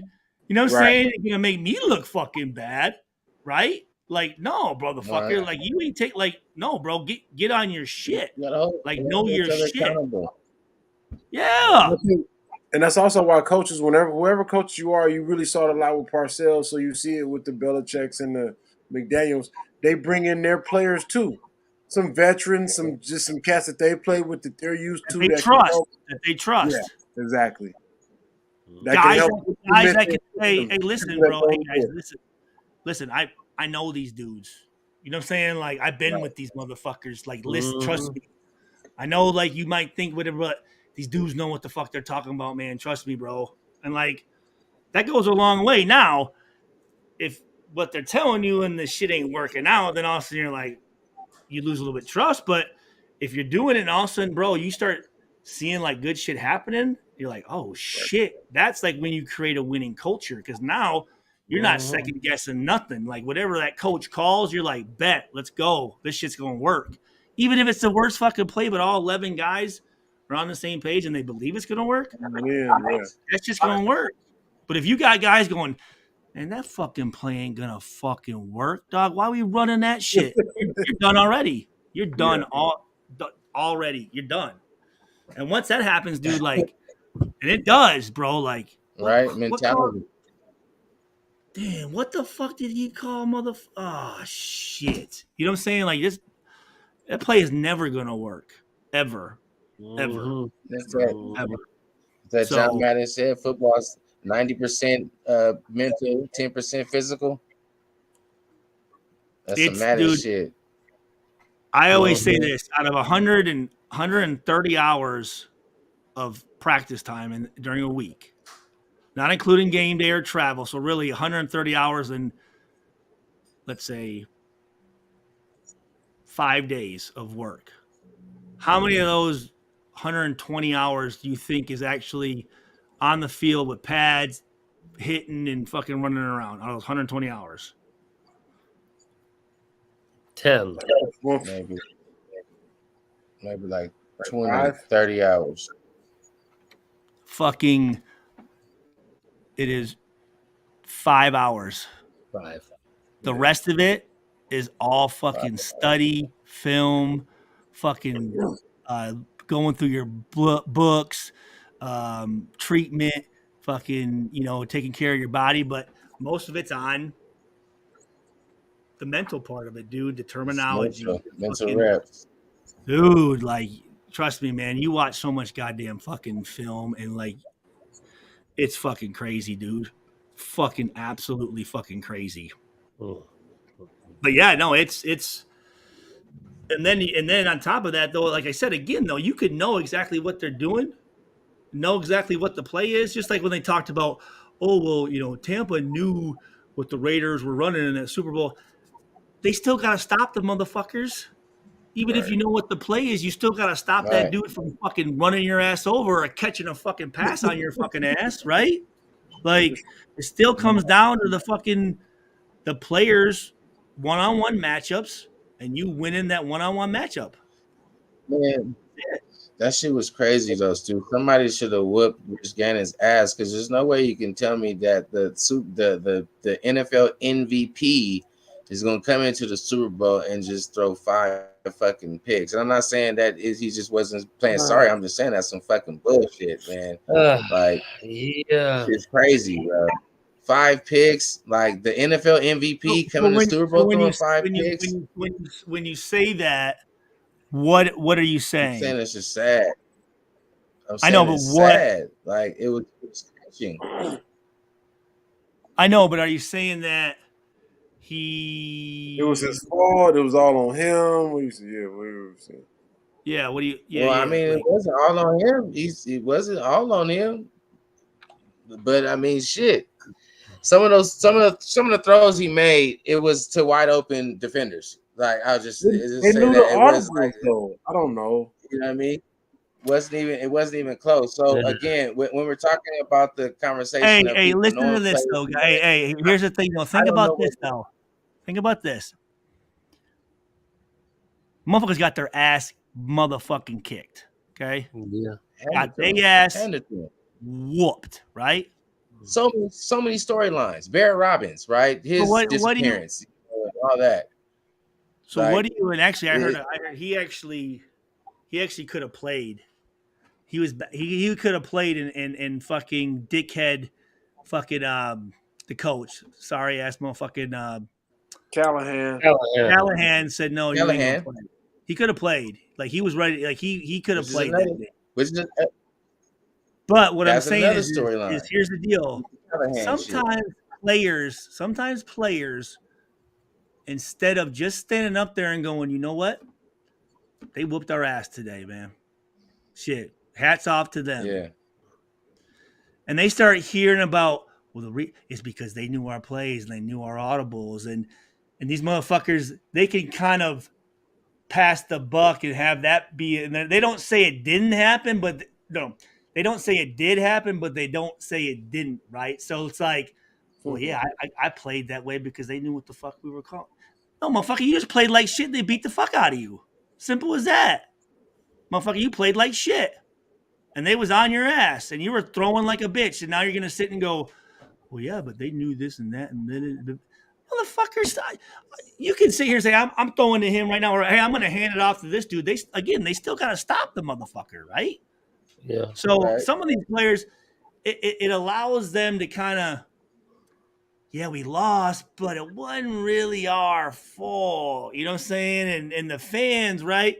You guys, instead of focusing on the players that fucking laid a goddamn egg in the biggest game of their fucking lives, look like shit on national TV to get your ass whooped by some motherfuckers, especially your old fucking coach. So, of course, they're going to fucking play into that fucking shit and, oh, yeah, well, you know what I mean? And that way your fans are talking about this shit and you're not focusing on the guys that fucked the shit up. Right. You know what I'm saying? It's all smoke and mirrors with some of these motherfuckers. No, they got their ass whooped, bro. They got their ass whooped. We got our ass whooped. And you know what? That doesn't piss me off. They got out coached. They got out coached. Do you buy into to Jerry Rice and Tim Brown saying that the philosophy changed, that Callahan, went away from what pretty much got them to the Super Bowl? In the Super Bowl now we're going to play a different type of play style when we should be playing this type of play style. And this is something that they have both come out and said, right? So not saying that it threw the game or whatever, it is just saying, why did he change the play style from what got us to the Super Bowl to now we're now playing like this and, switching it up on us. And as a result of them changing the play style, they ended up having a quarterback throw 5 interceptions. That was the NFL MVP. Wait. So when you say change the play style, what?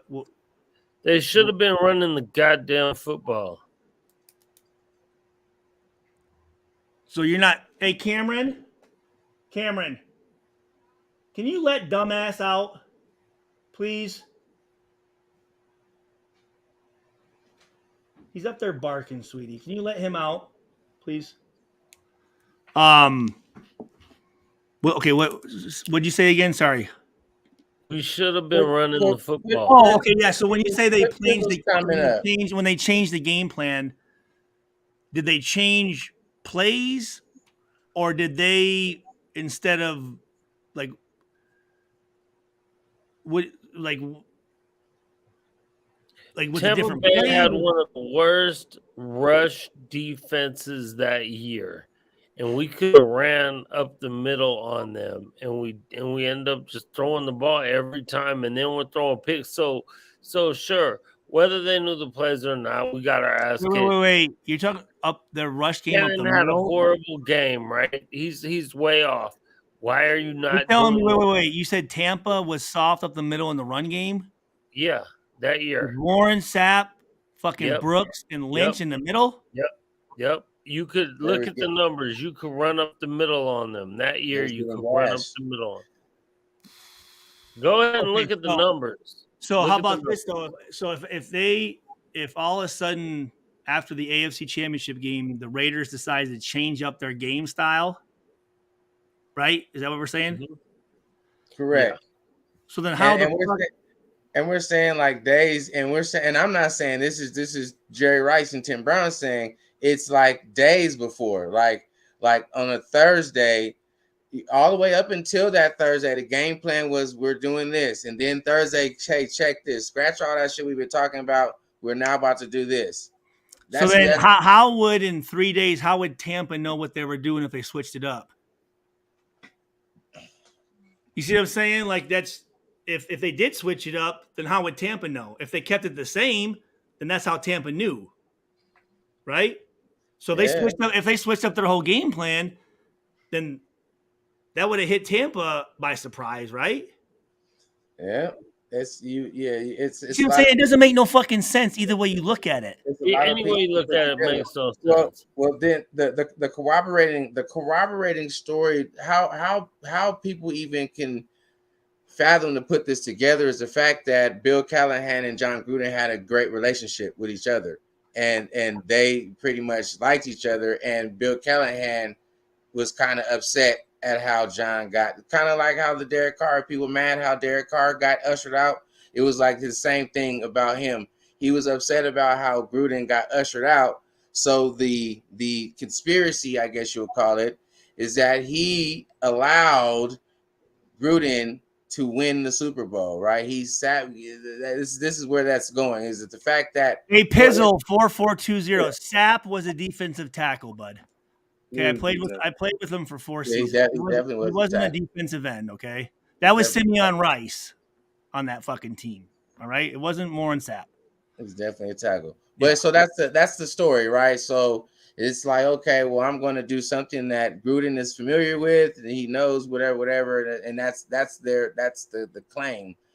You can't say that is whatever, but the fact of the matter is they played how they played. They sucked ass. They got their ass whooped, and So Gruden, I get that sounds like. I wasn't there, so I can't call it, but I'm gonna say this: coaches are very, very fucking arrogant. Okay, and because the coach that they liked got fired, they didn't like the way they handled it. So the pinnacle, like the pinnacle of a football player or coach, is to make it where Super Bowl. Yeah.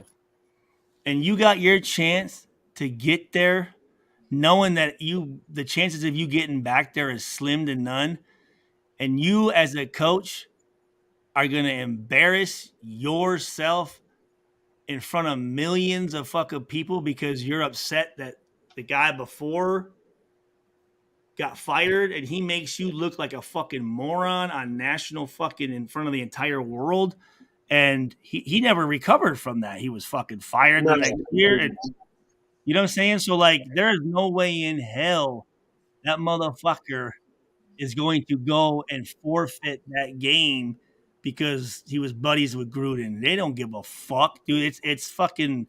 He wants to beat that motherfucker. Like, dude, that's the whole reason you fucking go through all the bullshit of film and messing with fans and all the hours of practice and shit is to get up there and you're just gonna fuck it here to prove a point that no one's gonna know about. You know what I'm saying? Like, it just that's true. That sounds very sound. It's like saying Rich Gannon threw those interceptions on purpose because he was mad that Gruden got fired. It's like, dude, no way in fucking no way in hell a motherfucker's gonna get to that level and embarrass himself. But and I believe that as well. But it's just like, I'm like, were the Tampa Bay Buccaneers just playing that? And obviously you would say yes, right? They won the game, but like, were they playing Pizzle. He never played defensive end, Pizzle. Never. I played 4 seasons with Warren Sapp. Okay, you can watch all you want from before I was born. I played 4 seasons with Warren Sapp. He was not at the end. Okay, I can name you all the defensive ends that played over there: Akbar Bajabiamila, Grant, Derek Burgess, Tyler Brayton, DeLawrence Grant, is what I was going to say. Bobby Hamilton. Who else was over there? Fucking Johnson. Fucking who else was on the edge? Warren Sapp never in his life played for the fucking Raiders or played for defensive end for the Raiders. Ever. Nowhere at all. Pizzle. So, I mean, maybe he was saying at Tampa he was a defensive end or something. I don't know. He was never a defensive end ever in his entire fucking career. Ever. I know at Miami he was a defensive tackle as well. That's like saying I played corner. No, I played safety. I didn't play corner. I played safety. I was in the middle. Just like Warren Sapp was in the middle, not a defensive end. He was a tackle. Tackle. Pizzle. Tackle.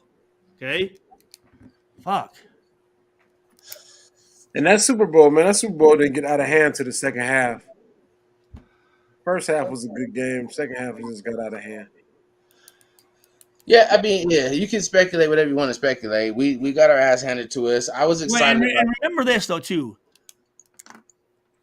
A lot of these old guys if it's not for what they did on the football field, they don't have anything else, right? They think that that's it, so they want to stay relevant. And a lot of these guys haven't played in a while. So what's a great way to have people interview you, and a way for you to stay in front of the media, and a way for you to fucking be able to talk to people is by buying like Dwight Smith, who I played with in Detroit, the safety that picked off fucking Gannon twice in that Super Bowl. He tried to play this shit about this conspiracy shit. He's just fucking dude. He's just making up shit because he's getting interviews and shit, and he's back in the limelight again. Tim Brown and Jerry Rice. When did they do that interview? It was a couple of years ago, right? Or it wasn't that? It was a couple years ago. Yeah.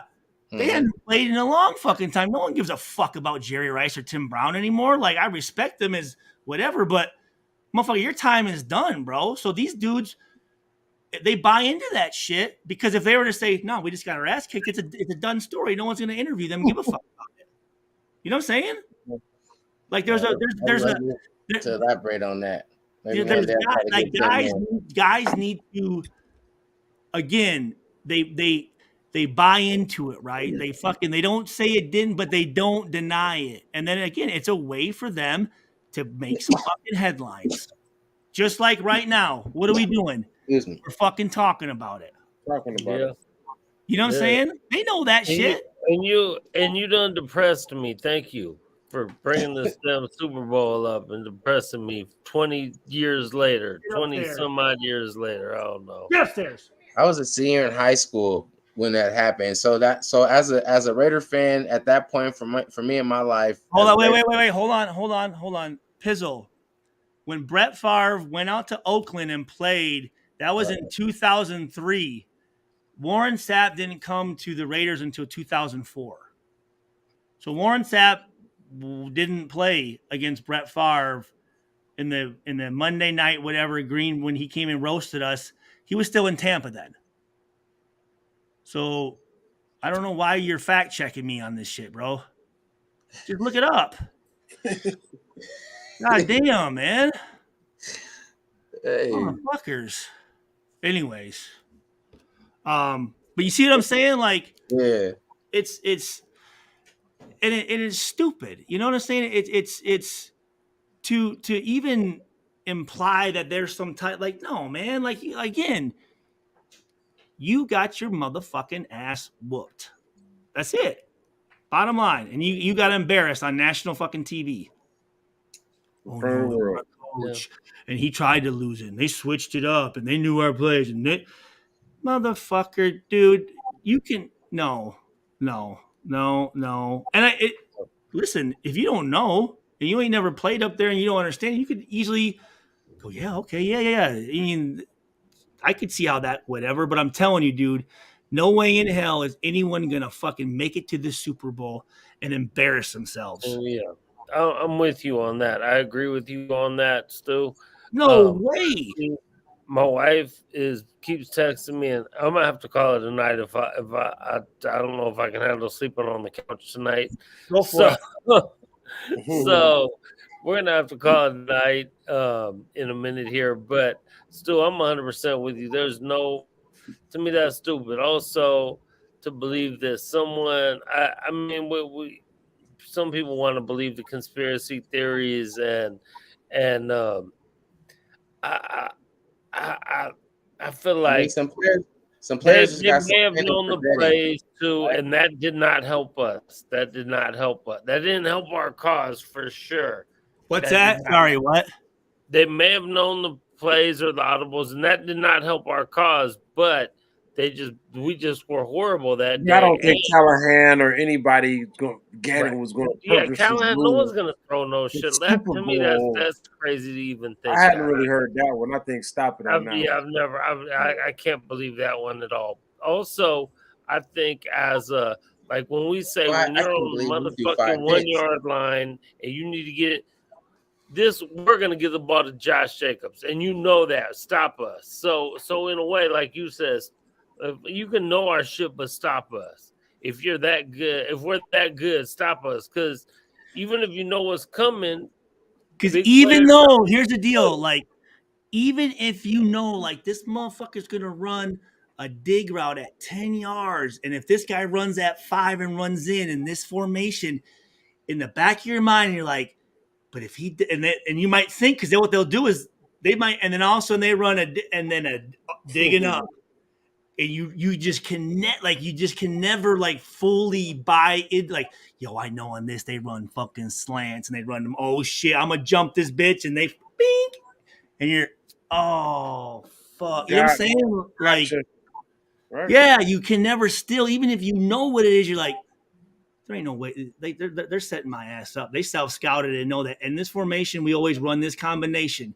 So you know what we're going to do? Instead of running the fucking post, we're going to run the post and fucking go, or the fucking hitch and go, or whatever. So, like, even then, you can't fucking trust it. You know what I'm saying? Like, you still, like I said, you're like going, yeah, but they might fucking run the, like, shit. I just can't fucking, until you actually see it happening. Again, like, it's just, again, I look at it as old players trying to stay relevant because they ain't got nothing else to fucking do. That's the only fucking way that they're fucking able to fucking like talk to anybody and do anything. They haven't been able to move on from football.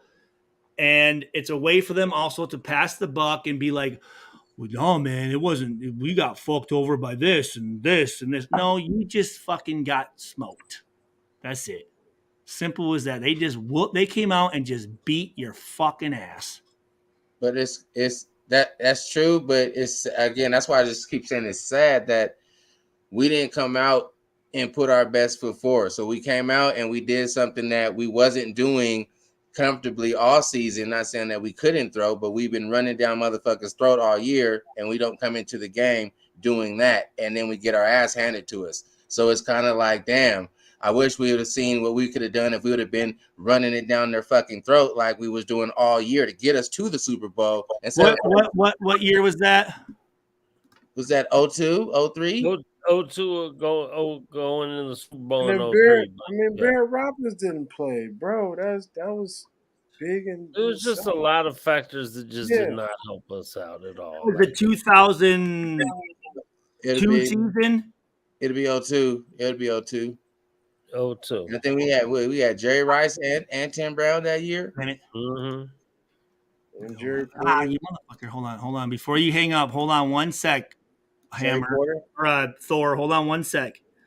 Yeah, please don't ever call me Hammer again. Hammer's my guy. I like Hammer, but goddamn, he's ugly. Thor Hammer. You know what I'm saying? The Thor's Hammer. He's short, man. He's short. Come on, Mjolnir. I'm 5'6". You talking about Mjolnir? So we had a monster O line. We were supposed to run the ball down their throat. We had a monster O line. Guys, Tampa Bay had the number 1 fucking defense in the NFL, guys. Okay, you're right. Still, I'm gonna come at you with numbers. They only gave up 12.2 points a game. Yeah, that was Here you go. They only gave up, dude, bro. Just hold on. They only didn't gave have up the number 1 run defense. Guaranteed. They only gave up 97.1 yards per game, bro. In the rushing, right? And they only gave up. They only gave up 252 total yards a game. Yeah, that's what I'm saying. They only gave up 100 and something in passing, 150 yards in passing. They weren't the number 1 run defense in the NFL that year. Look at all of them. Look at all of them. They're like they were 1, 2, 3, 4. Oh, they were 6th. Sorry, they were 6th. Okay, I mean, so how are you going to beat them? They're definitely the number 1 passing defense. They're number 6 in rushing. We had a huge offensive line. We were better at running the ball. You should have ran the goddamn ball. That's all I'm saying. Dude, they're considered one of the best defenses in NFL history, dog. Yeah, of course. So no matter what you do, they're motherfuckers. Dude, they're ranked 6th. The number 1 team. The number 1 team was the Steelers at 85 rushing yards per game. The next was the Titans at 89. The next was the Raiders at 90. The Broncos 93. The Dolphins 97.1. The Buccaneers 97.1. Right. What was our offensive ranks?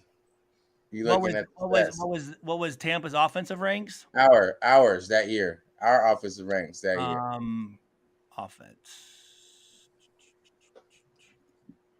I'm curious since you got them pulled Number up. one.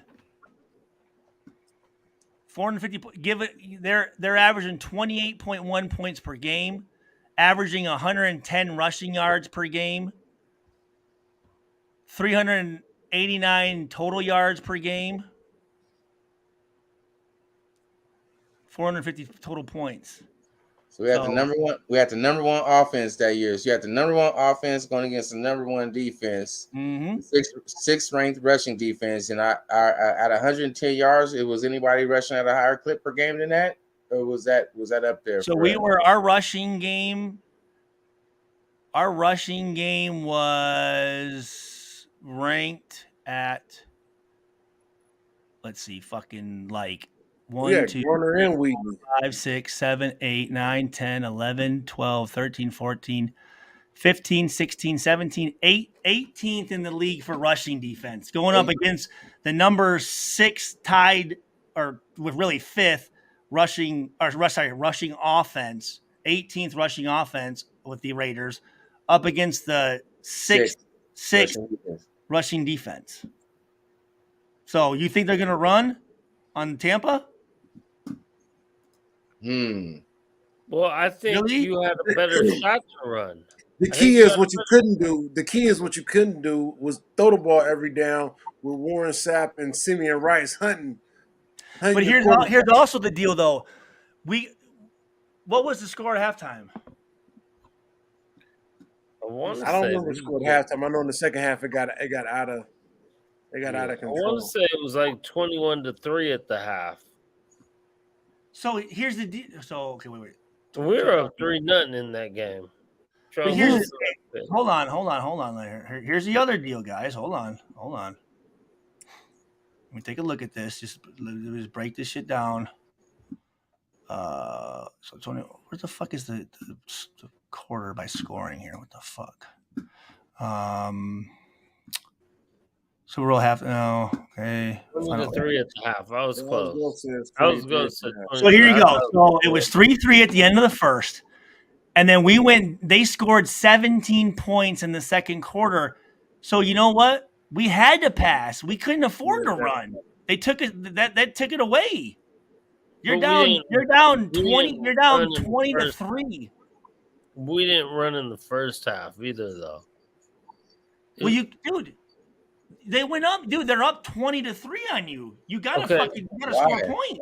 I hear you, but still, they made us one-dimensional. They went up so quick on us, we couldn't run. We had to pass. Still, before we get out of here, do you remember the biggest choke in Super Bowl history when the Atlanta Falcons lost to the Patriots, and it was like 28-3 late in the game, something like that? And you know what the Patriots did? They ran the fucking ball, because you're down 20-3. You're still going to get possessions. Like we're not saying only run the ball. We're saying, do you know this for sure? Do you know the quarters? Do you know the situations that all they did was run to go up? They're down 24 points and they ran the ball to come back.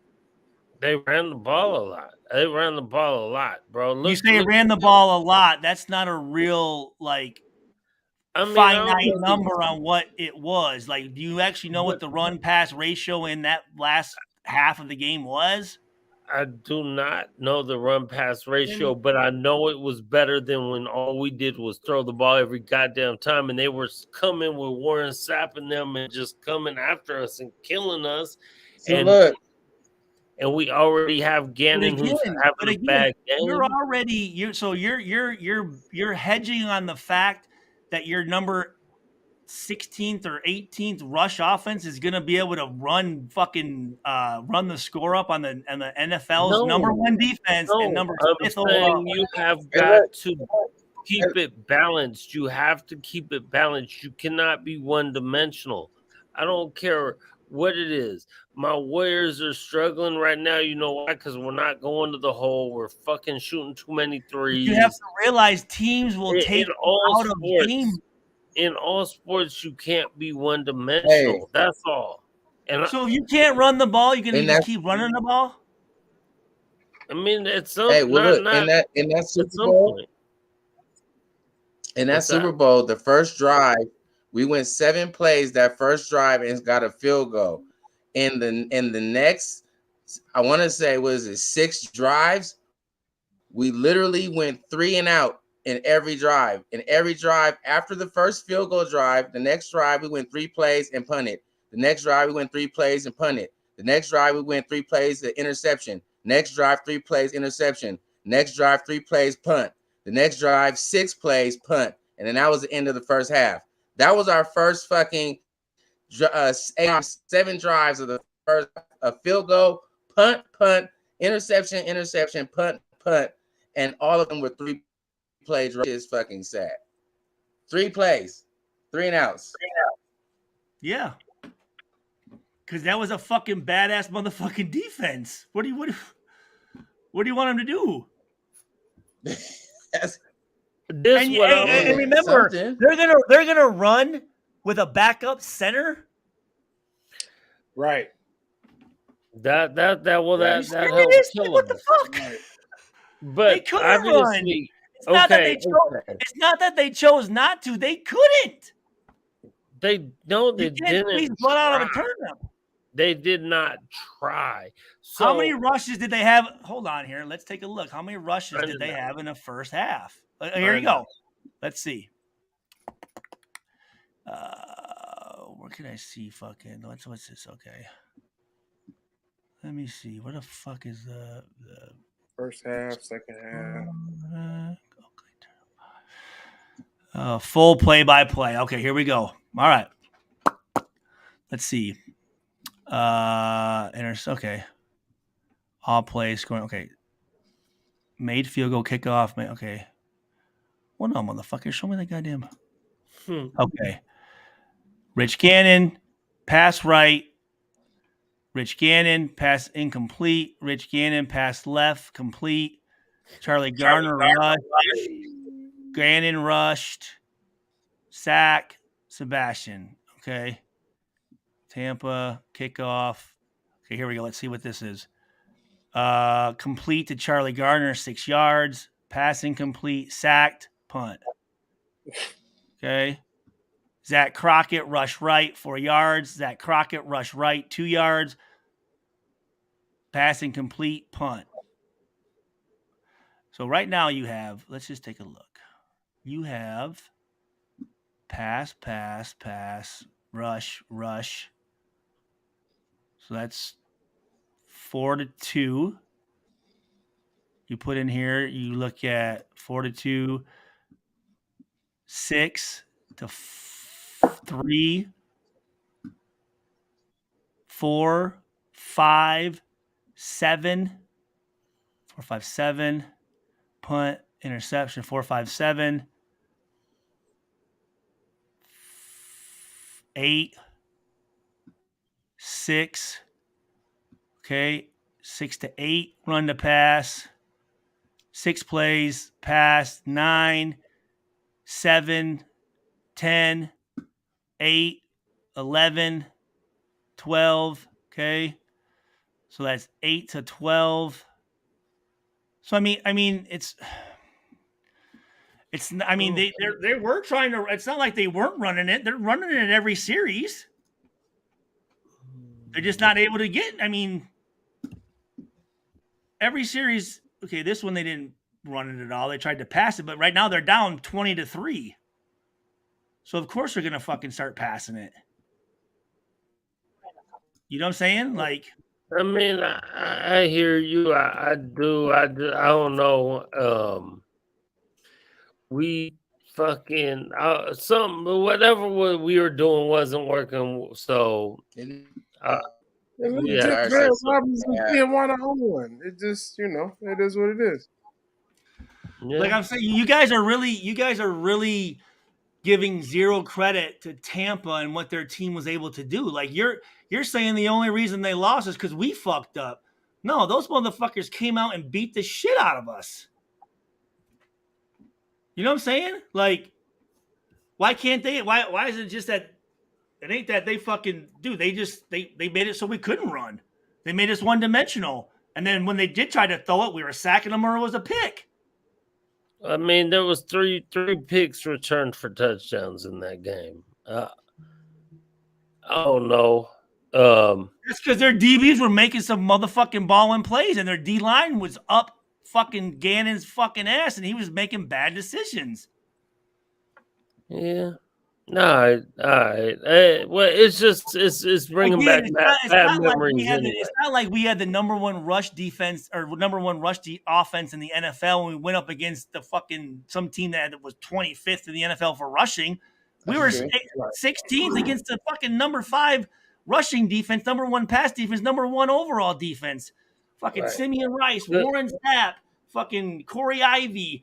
Because we threw the ball out that year. I think Gannon was White MVP. Smith, fucking whatever. What the R.N.D. Barber, John Lynch, like John Lynch. Yeah, sure. Dude, motherfucker with motherfucking goddamn Monty Kiffin as a D coordinator. Like, bro, they're like the 85 fucking Bears, dog. It was up there. Yes. Yeah. We had a lot of faith in our offense. You know what I mean? Yeah. But that's also the year. I'm gonna say this real quick because that's also the year that we threw the ball. We threw the ball a lot. You know what I mean? I remember we were like 3-4, 4-4. We played Pittsburgh. We came out against Pittsburgh and threw the ball 24 straight times to start the game. Yeah. Jerry Rice, Porter, Gannon was MVP. I mean, they just had a good defense, and Bear Robbins disappeared. And you can't have drama on Super Bowl week. Yeah, you can't. And then not against facing people like that either. So it was just right. I mean, that's what I mean. It's not like. I mean, we had a pretty good fucking pat. I mean, Jerry Porter, Tim Brown, Jerry Rice, Doug Jolly, fucking even Charlie Garner caught a lot of balls out of the backfield. Right. Yep.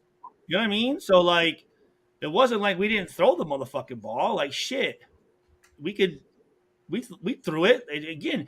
If you have a number 1 offense versus a number 1 defense, something's got to give. And typically, if I'm putting up, thanks Pizzo, I appreciate that, buddy.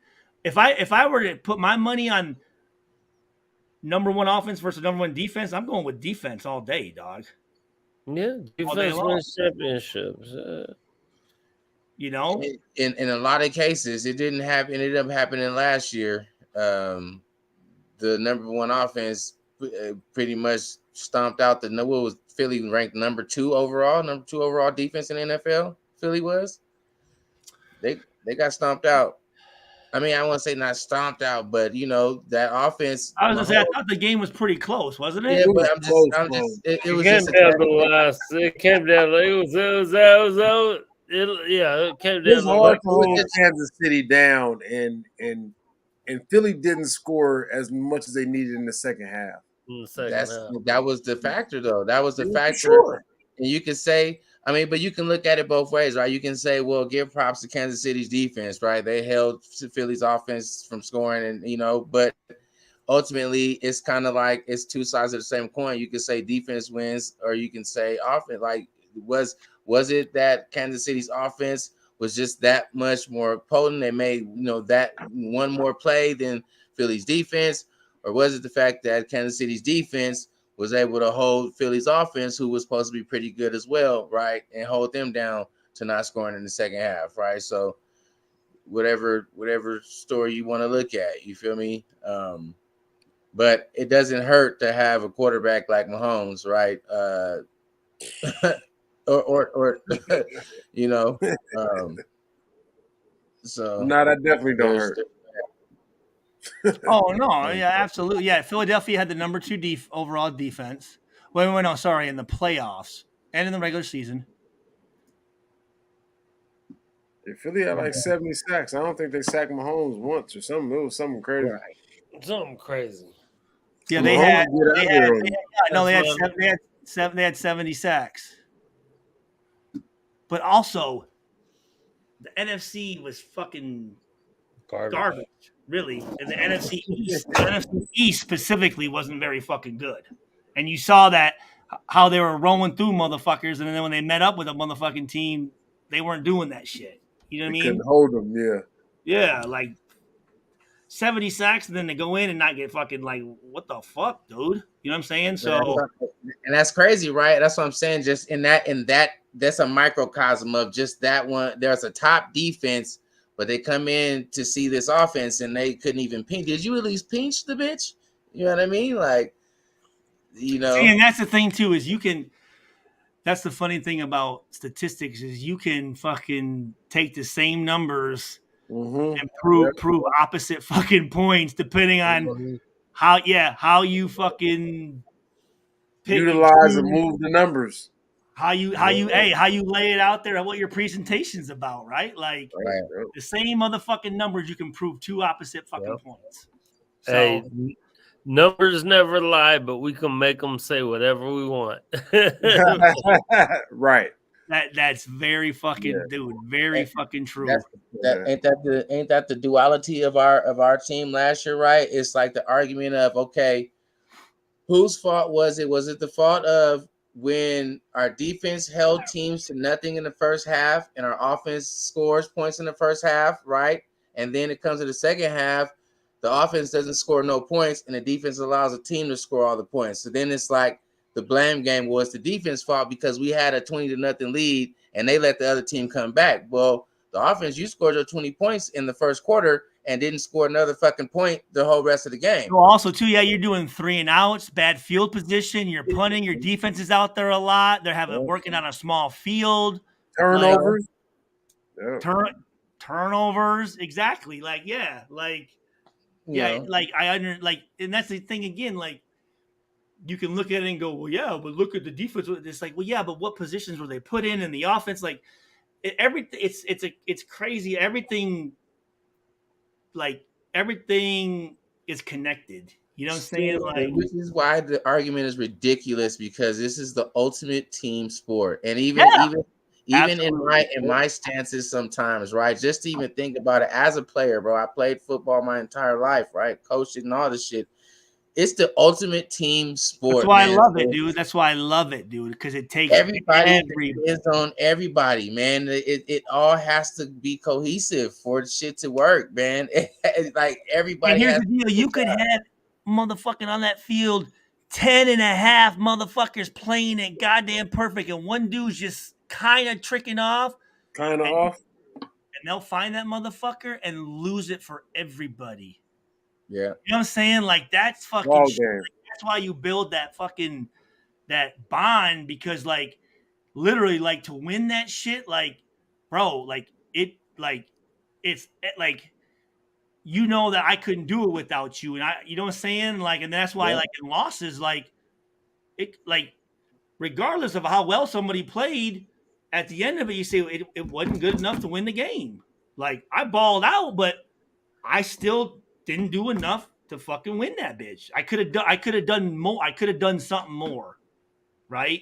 You know what I mean? You can always, like, I always hated that. Well, I did my job, and it's like, well, I mean, I get that, but dude, like, there could have been something where you helped out another. I mean, something. Yeah, right. And like, there's always like, I mean, that gives you like some solace sometimes to know like there's not much else I could have done, but again, like. It comes down to fucking everybody, man. Like, everyone's fucking part of that shit. No matter, like, we didn't play good enough. I didn't play good enough. You know, we lost. Shit. Fuck, we gotta do better, man. Like, you know what I mean? Like, and as long as you can fucking say that and do that, but when people start to place blame in this and start passing the buck, and it's like, dude, you're just. I look at that as you're a fucking bitch, dog. Straight up. Seriously, like, dude, you're just being a bitch, man. You're a fucking bitch. I ain't fucking with you. I'll admit, I always admit it when I fucked up, but also too, like, don't try and put some shit on me that wasn't me, motherfucker. Right. Don't try and do that shit. Do not do that shit. You know what I'm saying? I'll take when it's my fuck up, I'll take it all day long, but you are not going to put some other one's fuck up on my shit. Fuck you. You can kiss my fucking dick, Thor. Well, fuck you, man. Just sit here, you motherfucker. Hey, dude, get some sleep, motherfucker. Your wife doing fucking. Alright. You're gonna be on the I gotta couch. go. The wife's mad at me. I'm blaming Hey, it because on he's gonna. you. Hey, he's gonna blame that shit on us, right? It wouldn't. No, I'm only blaming it on you. I'm not blaming. blaming it on them. It wasn't me. I didn't want to fucking even be on, bro. You know what I'm saying? It was their fault. I didn't lose the game. That was their fault. No. Hey, you gotta- I'm not blaming them. I'm only blaming you. Thanks, gotta come Pizzle. out here, Hey, thanks, Pizzle, man. You're a good dude, bro. What's that? I said you got to get out here during the year, my guy, so you can Yeah. come party with the R.N.D.C, man. Got to get you out here too during the season, during the year. You know what I mean? R.N.D. Raider Nation. Drinking club. Oh, Jesus Christ. Okay, yeah. Fuck yeah. Hey, I'm gonna say, man, just be careful what you wish for, motherfuckers. I'm telling you. Like, Hey. Hey, we'll have him back in on Thursday, man, to see what the schedule season looks looks. like. oh yeah. What time you guys gonna go on? Same time? Yeah. Most You guys gonna be likely on it? about Okay. 9 Yeah. our time. When does the schedule come out? Cool. May 11th. When is the schedule? Cool, Kev, you dumb as hell. When's the schedule 11th? come out? Like, It's coming out. It's coming out on the 11th, that same day. On But the I think 11th, do you know what probably time or? It early, comes out at like exactly 5 early, p.m. man. our time, Okay. 8 on your time, but you know. All right, So- yeah, man. I'll see if I can pop on. But Okay. hey, bro, it was That's it. awesome talking, guys. Oh, yeah, Stu, it's all love. Y'all Appreciate be you, safe. man. And we will holler at you later, my Most brother. definitely. We'll tap in. Like and subscribe, everybody. Appreciate y'all Yes, for tapping sir. in. Yes, sir. A All the real- new people in here, over like and here. subscribe. Thank you, guys. Peace. Yes, sir. Nation or nothing, baby.